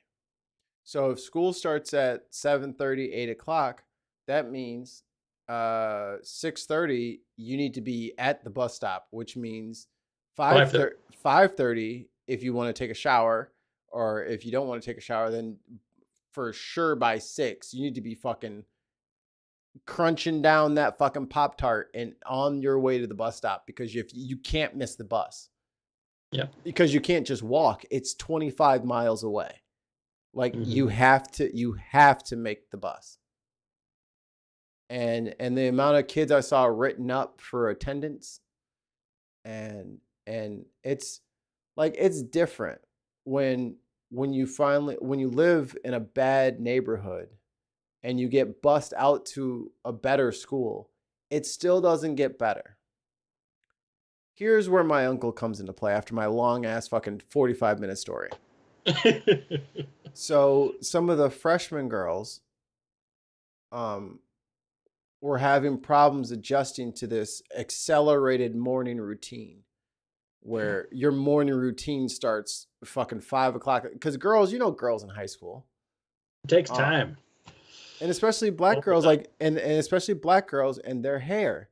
So what got set up was a breakfast program where girls come in, they bring their gel or pomade or whatever they needed for their hair, and older black girls, seniors and juniors, would be there with brushes and little rubber bands, and they would get their girls right before the day started. Nice. So he made sure that they had breakfast and they had a room where they could get themselves together before the day started, because it's going to be a long day. And there's been other programs implemented where there's laundry programs where kids are encouraged to bring their laundry from home to school. Why that is a waste of taxpayer money. Why would you ever? Because the kids are bullying them for being smelly. Because also, how much money does it actually cost? Because the kids are poor and they're dirty and they don't smell very good, and the other kids are making fun of them. So what does the school put in place? Hey, yo, don't worry about it. We'll wash them clothes for you. Just bring them to the school. Send him to the school with the kid. We'll wash him for you. He ain't got to be smelly no more. That's the role of the school. That's the role of the church. That's the role of society. That's why we're on each other's team, is to help each other out. Like it shouldn't take people like my uncle to say that, hey, these girls need get them some some milk and some donut holes, and let them take care of the girls who are adjusting to this. And I'll never be able to properly explain it to white people, but you have no idea what it's like for every day of your life to walk out your door and to be outnumbered. You just don't know. Nope. And even if you move somewhere else, you'll probably still be treated like an American. So it's not like apples to apples. I don't know if we'll ever be able to conduct the experiment where it's polar opposite flip-flopped. But it's... Oh, but that is coming. The demographics are swinging away from a white majority. Not that it's equal amongst other groups yet, but... Yeah. And and I will not pretend that I did not have a privileged life growing up. I never wanted for education. I never wanted for food. I never wanted for love or attention or even money. Yeah. But I don't understand, and maybe it's just because I had good parents, where I can empathize with people that don't and still want to make society better to give everyone an equal chance. But so many white people can't. They just say, well, you should have had my parents. And it's like, how the hell can you tell them to have different parents? They're kids. You were supposed to break into someone's house, take out their kids, and wear their face or something. I'm Kimmy now. 6'8" black kid. Fucking, I'm Kimmy. Kimmy's face dripping blood from his chin. Welcome to the Kimmy show. We're Kimmy now. I'm Kimmy. But that's a long story, right? How do you compress that experience into something that is digestible for people who may not be in that mindset? And the answer is typically you don't, and you can't, and it doesn't happen. And you can talk about it, and you might reach somebody occasionally. Right. And I guess that's the only thing you can do. Everyone that has had that experience needs to talk about it and tell other people about it. I mean, because for me it was normal. And for me it was, I have no idea what those experiences were like. And I didn't realize it was abnormal until I'm telling my wife about it. And she's like, well, what time did you leave for school? I was like, it was around 6. She's like, 6? I wouldn't be up until 7:30. I was like, oh. Well, yeah, we had to be there. You had to get on the bus. So she's like, how long is the bus ride? I was like, I don't know, 45 minutes. That was 15. I was like, yeah, And then there was activity bus times where I didn't get home till 6 or 7 o'clock because there was one activity bus for every kid in metropolitan St. Louis area. So whether you're on the north side, Central West End, or South Side, they didn't go. They just went in whatever order I guess the bus driver decided to go in that day. So some days I got off first because I was right off the highway, and other times because I was right off the highway and I was closest. You're last. Yeah, because I was closest to the hub, I went last. So I would just fucking lady had to wake me up. I'd just be asleep on the bus. She's like, come on, sugar, come on, you gotta go. This is where you at, right? Come on. Good thing I didn't fucking just stay asleep because I wouldn't know how to fucking tell her how to get back to my crib. I don't know. I'll just sleep in the bus in the impound lot. I guess I'll just go to school tomorrow. Get breakfast, hopefully. All right. I don't know. I have conversations with my fiance about it because she and I did have radically different upbringings. Yeah. And she definitely, she is white, so she doesn't have that experience. But she, I would have always called my family middle class. Same. But she's like, but she's like, you weren't middle class. You were Upper like middle class. affluent. You were wealthy. Yeah. And she had never that. Like whenever she or her sister or them together talk about their experiences, like I kind of just sit there and like, I have nothing to contribute. My life was great. That is terrible. That is awful. Is all you And I can make say. jokes about it. I'm just like, I feel bad. I can't participate. I can't like. I can be like, yeah, that sucks. Sucks to suck. That's all I can say. But you know, at least I try. At least I can try to understand, and I think that's. So I don't know. All I would say is keep telling people those stories. Maybe you should start you should start writing short stories about your life and just sharing it with people. I thought about that, and I was like, how fucking pretentious. Get that idea out of your head. No, that's a great idea. Yeah. Like, because it's little shit like that. Like I didn't know that my mom went to fucking segregated school until 3rd grade. Like, what the fuck? Like, how do you just tell? She told me this last year. Last year, she told me this. I was like, what? She's like, yeah. Yeah, that's really not that long ago. She's when like, you think schools, about it. because that put, I was like, yeah, that puts her right about at the right, that's 65. I'm like, oh my God. This whole time, you went to fucking you went to colored school and you didn't fucking tell me? Why aren't you burning this place to the ground? But it's it's the way it was. It's just, it wasn't out of the, and like my granny got a secretary's license. Mine too, actually. Like My that grandmother was was a secretary at a bank. Like that was a thing, like getting certified as a secretary. And Well, learning shorthand. And this radically changes the conversation, but like my grandmother lived, she was almost 101 when she passed.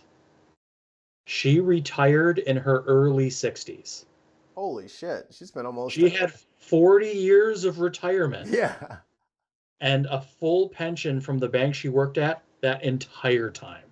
See, that's what's great. And then the thing is, like and I think I'm gonna make like another show. Like I'm trying to use the word millennial, but I need it to be used in a good way and not like a Millennium Falcon way. Like I need it to be a good title, but I want to put millennial. Damn it, Chewie.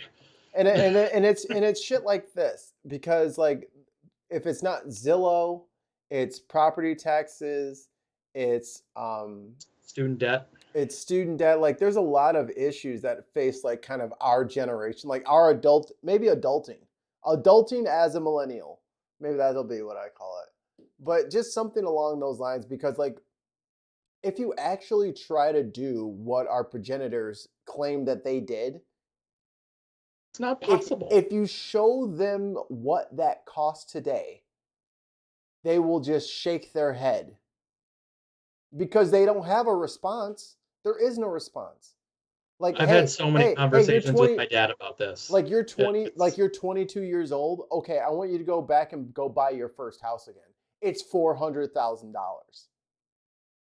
Like you guys, like they don't understand that they're speaking. It's not like they're speaking to people who are interested in what they have to say. It's like they're speaking a dead language. Yeah. It's like they're using words that don't exist in this syntax anymore. Like it doesn't, like that word isn't useful in this society anymore. Like your words that you're saying, they don't apply here. Like, oh, I would use my abacus and my sundial to tell. It's like, yeah, I get what you're saying, Aristotle, but those ways don't work anymore.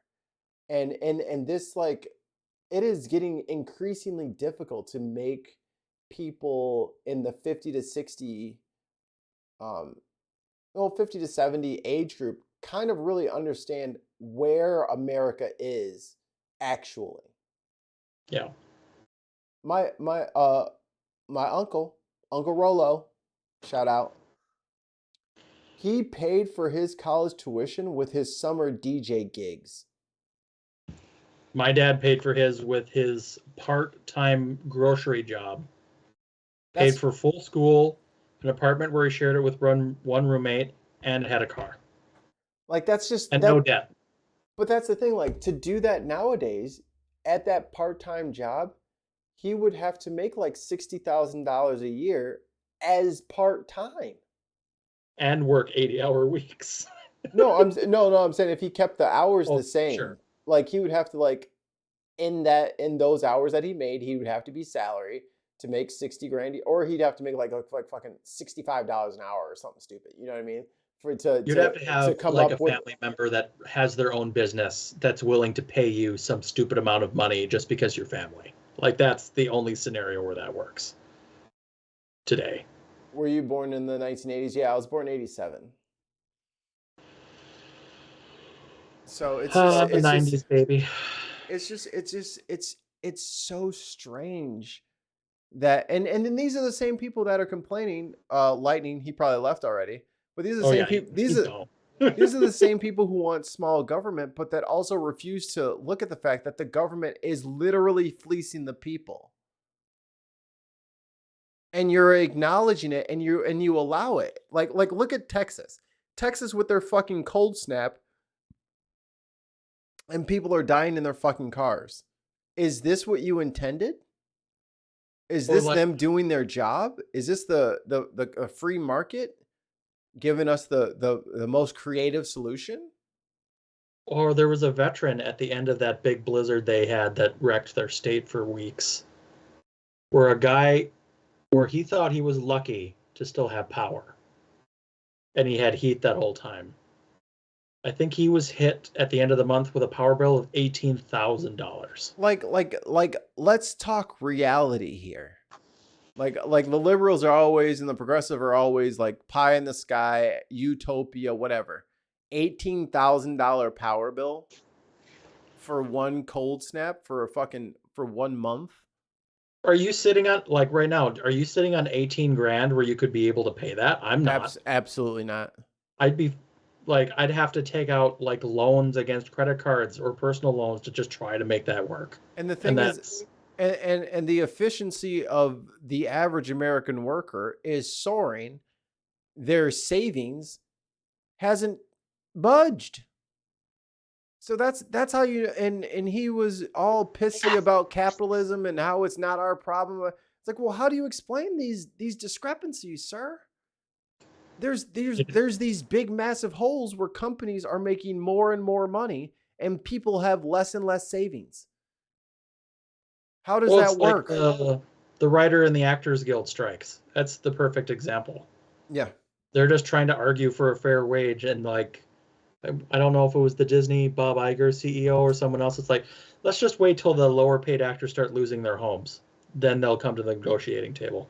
Exactly. Because they can wait you out. Like they have the capital to wait you out. They have the capital to make. They claim poverty.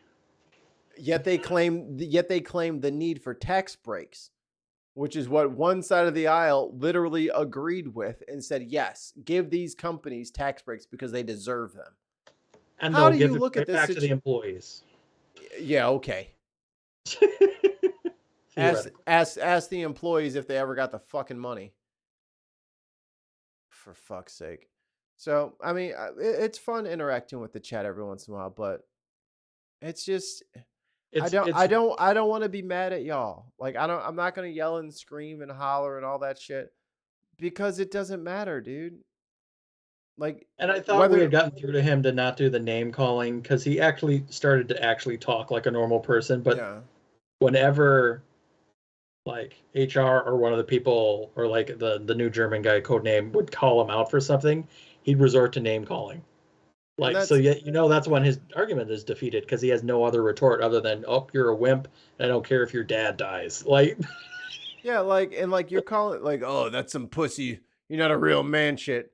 HR is not a real man. You're right. Now what? Whoops. Like, I don't know if you thought you had it. I don't know if you thought you had her, but yeah. Well, HR is a man's job. No man can slay me. I'm no man. And then she stabbed him in the face with her sword. Exactly. And then he screeched like an elk. I always hated how the Nazgul sounded like elk. Oof. Peter Jackson did so good on those movies. They were good. All right. This indictment. Where are we at here? We were going to number 6. I think it was 6 and 8. We'll just Are we going brief Act those. 6 or what? No, I think it was Charge 6. Okay. Let's see here. Let's zoom out.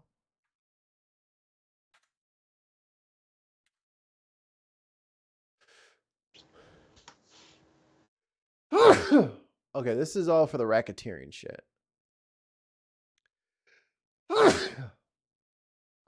On or about, let's hold on. I feel like I'm missing some. Oh yeah, you just passed it. Go down.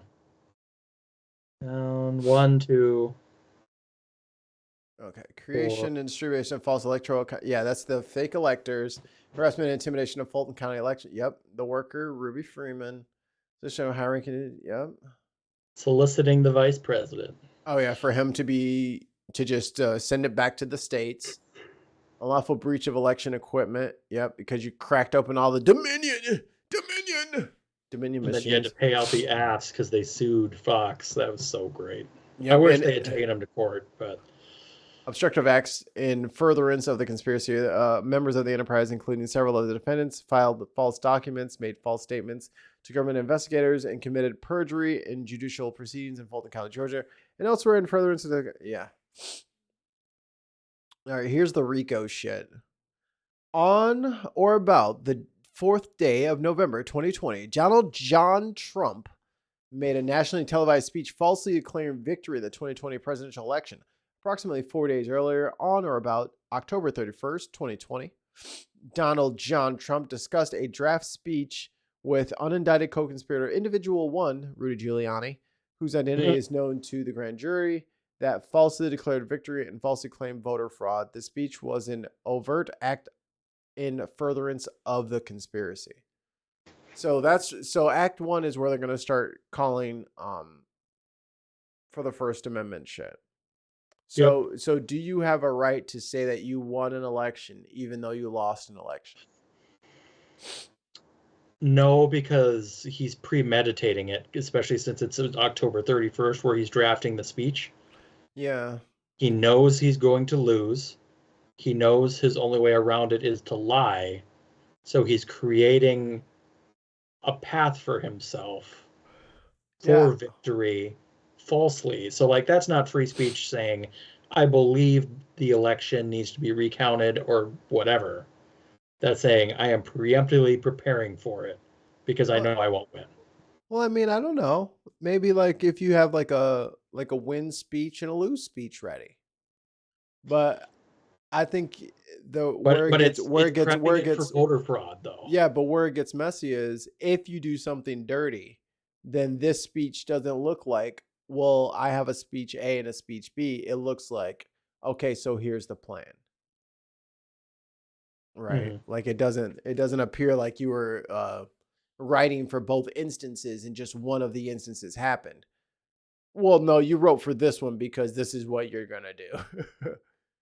On or about the 19th day of November, Rudolph William Louis Giuliani, Jenna Lynn Ellis, Sidney Powell, and unindicted co-conspirator number 3, I don't know which one that is on this chart, whose identity is known to the grand jury, appeared at a press conference at a Republican National Committee headquarters on behalf of Donald Trump, and made false statements concerning the fraud in the November 3rd, 2020 presidential election in Georgia and elsewhere.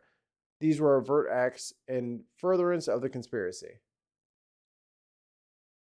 Whoops. Just gonna take this and copy it. Oops. Let's see. Let's see if I get lucky. All right. We will not talk about this until it's over. It's a grand jury, and grand juries, as I recall, a secret. Do you believe President Trump is the ultimate target of this investigation? I'm not going to comment on the grand jury investigation. What do you think their ultimate goal is here? More about it. What are you expecting to talk about here today? Well, they ask the questions, and we'll see. Will you be cooperative? I mean, your attorney in New York says you can't promise how responsive you'll be. Goodbye. We will not talk about. I will talk about things maybe. Yeah. So they don't have. I'm looking for. Like at the No, time. you're gonna need to search Trump representatives at the Republican committee 2020 or something like that. Oh, it didn't put any spaces.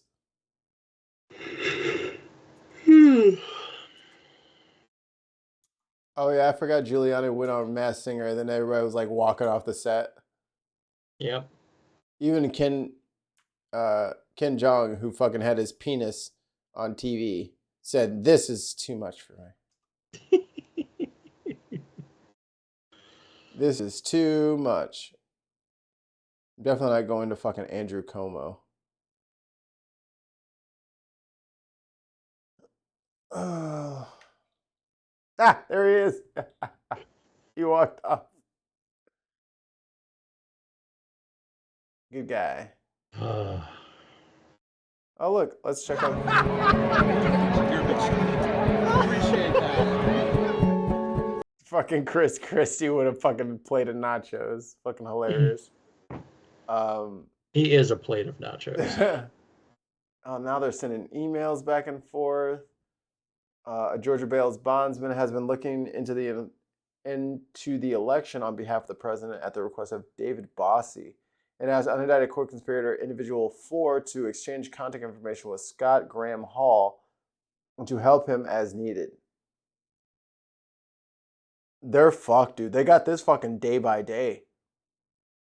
Oh, and this goes on for 2 years. Like, I think at the beginning it's like the election in 2020 till the end of 22. Yeah, 5 days before the election and then all the way to 2022. Sheesh. I wonder if I don't know. Hopefully it has a more progressive judge that wants to get this show on the road and isn't going to just give them all the time in the world to prepare for this.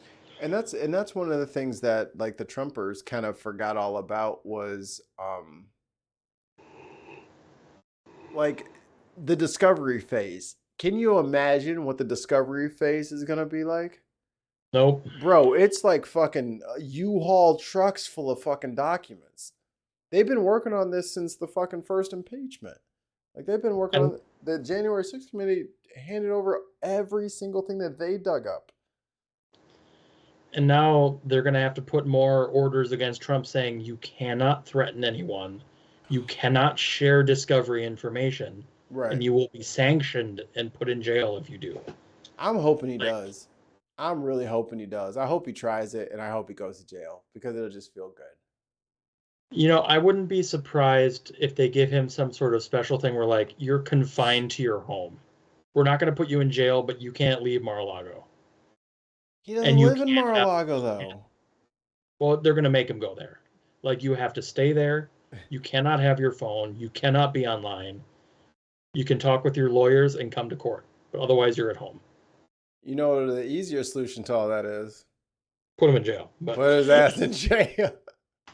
I don't think they'll do that because they're worried about the ramifications from his supporters. I'm so sick. I understand. I don't really care. I'm so sick of hearing that. But that's what they're going to say. Like this dude literally tried to disrupt our democracy. We had fucking civil wars over less. Do not tell me that you will not jail him because his fans might get upset if he gets convicted of his actual crimes. Like hell, if that's the fucking case, then let everybody out of jail. Yeah, okay. You know what I mean? Like let's just fucking do a fucking free for all if that's the case. But just because he is running for president, that don't change the fact that he fucking broke the law. Like end of the fucking day, did you do it or no? Cool. Yeah. Well they said you did it and they got evidence saying that you did it. They're gonna prosecute you based on the evidence that they have. And that would be the same for anybody. Like if I'm trying to apply for a new job, but I got a DUI the weekend before the fucking interview, they're not gonna let me out just because I fucking I have an interview coming up. Needing to work is not an excuse for crimes. Like, when did that start? With Donald Trump, apparently. Oh, okay. It just started. That's just him though. It'll end after him too. all right. Which one are we looking up here? I don't remember. Vivek, you 6 said and you 8. have a question. Yeah, Feel free to question. ask. You have a question. Let's see. This is all the Cheeseboro stuff. On or about 13th day of December. Go back to the screen share. 13th day of December 2020. Kenneth Cheesebro sent an email with an attached documents to Michael Roman and unindicted co-conspirator number individual 4, whose identity is known to the grand jury. The documents were to be used by Trump presidential elector nominees in Georgia for the purpose of casting electoral votes for Donald J. Trump. See, that's the thing. Like, they have all of this. Because if they're writing it, then they have the document. Like, they have the PDF. And they know who sent it. They know it's fake. They know it was manipulative and a part of a conspiracy. Like, this should be an open and shut door. And that's everyone's like, oh, there's not going to be time before the election. I'm like, I don't know, dude. They're pretty ready. They're ready to go. They've been waiting for there to be enough stuff for them to make sure that he can't worm out of it. Like, they haven't been just doing nothing this whole time. Well, and fuck it. Give Trump's team 6 months to prep. That still means the trial's in February. Oh, baby crying. All right. Let's see. What was the last one? God, there's so many acts. Gee, I will eventually read all this. It is a full 98 pages. Well, we can cover it more on Wednesday's show. So yeah, hopefully Ike comes with this. Oh no, look at this. Act 115, on or about the 3rd day of January 2021. Stephen Clifford Lee, Harrison William Prescott Floyd, and Trevian Cuddy placed multiple telephone calls and sent text messages to each other and to other individuals involved in the conspiracy. They included the following. Yikes, dude. They got all of it. You can't delete those text messages. They exist forever. Forever. This is, oh boy. They're done. Like and my whole thing is like, I want to try to like figure out how he's gonna get out. Like, careful guys, he's gonna try this move over here. I don't think he's got any moves left. The only move they have to play is I can delete text off my iPhone. Sure you can. Yeah, you Both did it. company still has record of it forever, man. Maybe they have Samsungs. Yeah, there you go. I have a Samsung. Those exist forever too. But like his only act to play is free speech, and that can't cover this. That's not how that works. And maybe he can try to claim his underlings did it instead of him, but that's what the RICO racketeering part is. Like, it doesn't matter. If they convict them, he's guilty. So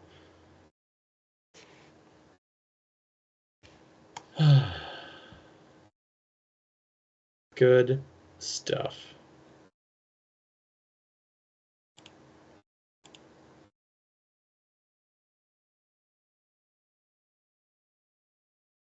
Well, thank you.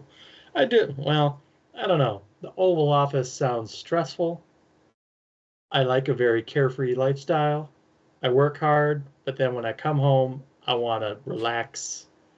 And the Oval Office is a never-ending continuance of shit. Though I'll work with Mikey. We'll make Mikey president. No. Tim will be the vice president, and I will be the friend that shows up on Fridays to offer advice. Bullshit. You're vice president. I'm going to make you go sit in the Senate every day. I don't want to be near them. Cruz is there. Sorry, guys. She literally, it was the binky. I said, here you go, baby. And she just, yeah, immediately. She's already asleep. I'm looking at the monitor now. She's knocked out. Her hand is still in the air, reaching for the binky that I already gave her. But she fell asleep. Like, I put the binky in her mouth. She went, bah. And it's stuck right here. She's so sleepy that she fell asleep with her arm vertical. So funny. Speaking of sleepy, I'm fading Yeah. fast here, my friend. Cool. We have a Discord. If you want, Mark, do you want to sign off, and then I'll keep going for a few minutes. Okay. So Mark's gonna go to bed. Everybody, make sure. What's your Twitter at so people can follow you? I don't have none Twitters. Oh yeah, Twitter's not even a fucking thing anymore. My old ass. I'm a fucking boomer now. And X doesn't exist for me. I don't know. I had a Twitter a couple years ago, but like I didn't use it for a long time, and then they banned me, and they wouldn't tell me why, and then I decided I didn't care. So maybe do a what's it called? Just make one for speaking from the center. Like Mammoth SFTC or something, you know what I mean? Just for the show. And it is easier to get you links and articles and stuff like that. that's true. We could try moving to Twitter Threads, but I don't know if they're actually going to, or not, or Facebook Threads. I don't know how much of a competition they're going to be to Twitter, but like honestly, can we bring back MySpace? I'd do MySpace. Who would stop us? I think it still exists. It 100% still exists. And my question is, what is stopping us from just completely taking? There's no one there. It's an empty field. You're just posting everything there. Build a new audience there. I mean, I think everybody's done with Twitter and Facebook and Threads and X and Truth Social and Rumble and all that shit. Maybe they want to go back. You know, nostalgia is real. It's selling real hot right now. Catch the Bin podcast on myspace.com. I like it. We'll tell Tim he has to go make some MySpace pages for us. He hasn't checked on his Truth Social in a while. So if you guys don't know, Tim, the normal host of the show, is not here, but he also made a fucking Truth Social account just to see if he could get banned in 60 seconds like the TikTok guy did. We have not. It's been months. Not only did he not get banned, the crazier the shit he said, the more followers he got. We're like, okay, we should probably halt this experiment. Like, something, I don't know if we're actually doing anything for science at this point, or if we're just adding to the machine. Like they weren't supposed to. Audience of trolls. I don't know if we want to do that though. I don't know if we were supposed to attract people or not, but it's working. We probably don't want that. Definitely don't want that. Not those people. They can keep their money. But all of you that are here now, we would like your money. Please go to patreon.com/thebinpodcast. Give us all your money. Or like $1. Like $1 is good. $1 lets me make more things. $1 lets me know that you care that we're doing this and that you're also like not rich. So that means that I should value that $1. So if you do like $5 or $10, you're a piece of shit. But if you do $1, you're cool. Everybody and there was talk at some point about us rewriting the Constitution. And if you give us that $1, you can propose an amendment to that Constitution. Oh, I gotta show you something as soon as we're done with this. I can't show you on the air because we'll probably get TOS. You know, we probably won't get TOS. I'm gonna just show you here. Look. Well, yeah, I thought, weren't you gonna stay on for a bit? No, I think I'm gonna go. So I sent this to a buddy of mine. So you see this? Yeah, let me turn the brightness down on my phone. Well, I saw it. Twitter? Or no, Twitch? No, this is Twitch. So she's got pasties on. And then people give her money, and then she paints what they like on those pasties. That's our competition. So we're not doing that. We don't really have a way of doing that. And the name of her stream is How Is She Allowed to Do That? Literally calling out Twitch, but they don't care because all the subs they get half of. You know what I mean, baby? Well, what's the other platform we were going to move to? Oh, Kick? Yeah, see, I don't know. I'm still getting fucking scammer vibes off of Kick. I gotta dig a little more. They have a few big names. Of course, that doesn't mean it's not a full scam. Yeah, but... so did Mixer, and then I lost everything. But if you guys can support financially, that's cool. If you can't, please follow us on all the socials at Bin Podcast or the Bin Podcast. Just keep us around. We do not have a Rumble. I think all of our social information should be in the description of this video. If it's not, yell at me and I will fix that so that it is on the next video. And share us with your friends. The more people we have, the more content we make. Yeah, bring your lightning friends over here so that we can calmly dissect that there is no way on earth they actually believe what the fuck they're saying to us right now. / build a bridge to True Social and just start ferrying them over to the light. I'm not going over there. That's Tim's job, not it. I was trying to. Oh, that's what I was like. That's what I was like. I remember what I was supposed to be finding on my phone. It wasn't the lady who's just showing her tits to everybody. And that's fucking content these days. I need to see. I don't even understand that. If you want that, there's porn, and that is free and it's streaming. Better. And it's streamed. No, she didn't have a bra on. She just had pasties. She had 2 pasties glued to her areola, and then she painted the pasty pad, and then like her under boob, side boob, and then like the cleavage and stuff like that. So like, we all know what this is. We all know what the game is. So Trash Overload. You guys are gonna go hang out with Trash Overloaded. She is very funny. I would like to get really high and have a funny off against her. She is incredible. You'll love her. We love you. Make sure that you don't cause an insurrection tonight, and tip early and often. I gotta go take care of this baby who's probably got a wet diaper. So for Mammoth, for Nolan, for Tim, and me, Mikey Famine, we'll see you guys next time on Speaking from the Center. Bye, bye, bye, bye, bye, bye, bye.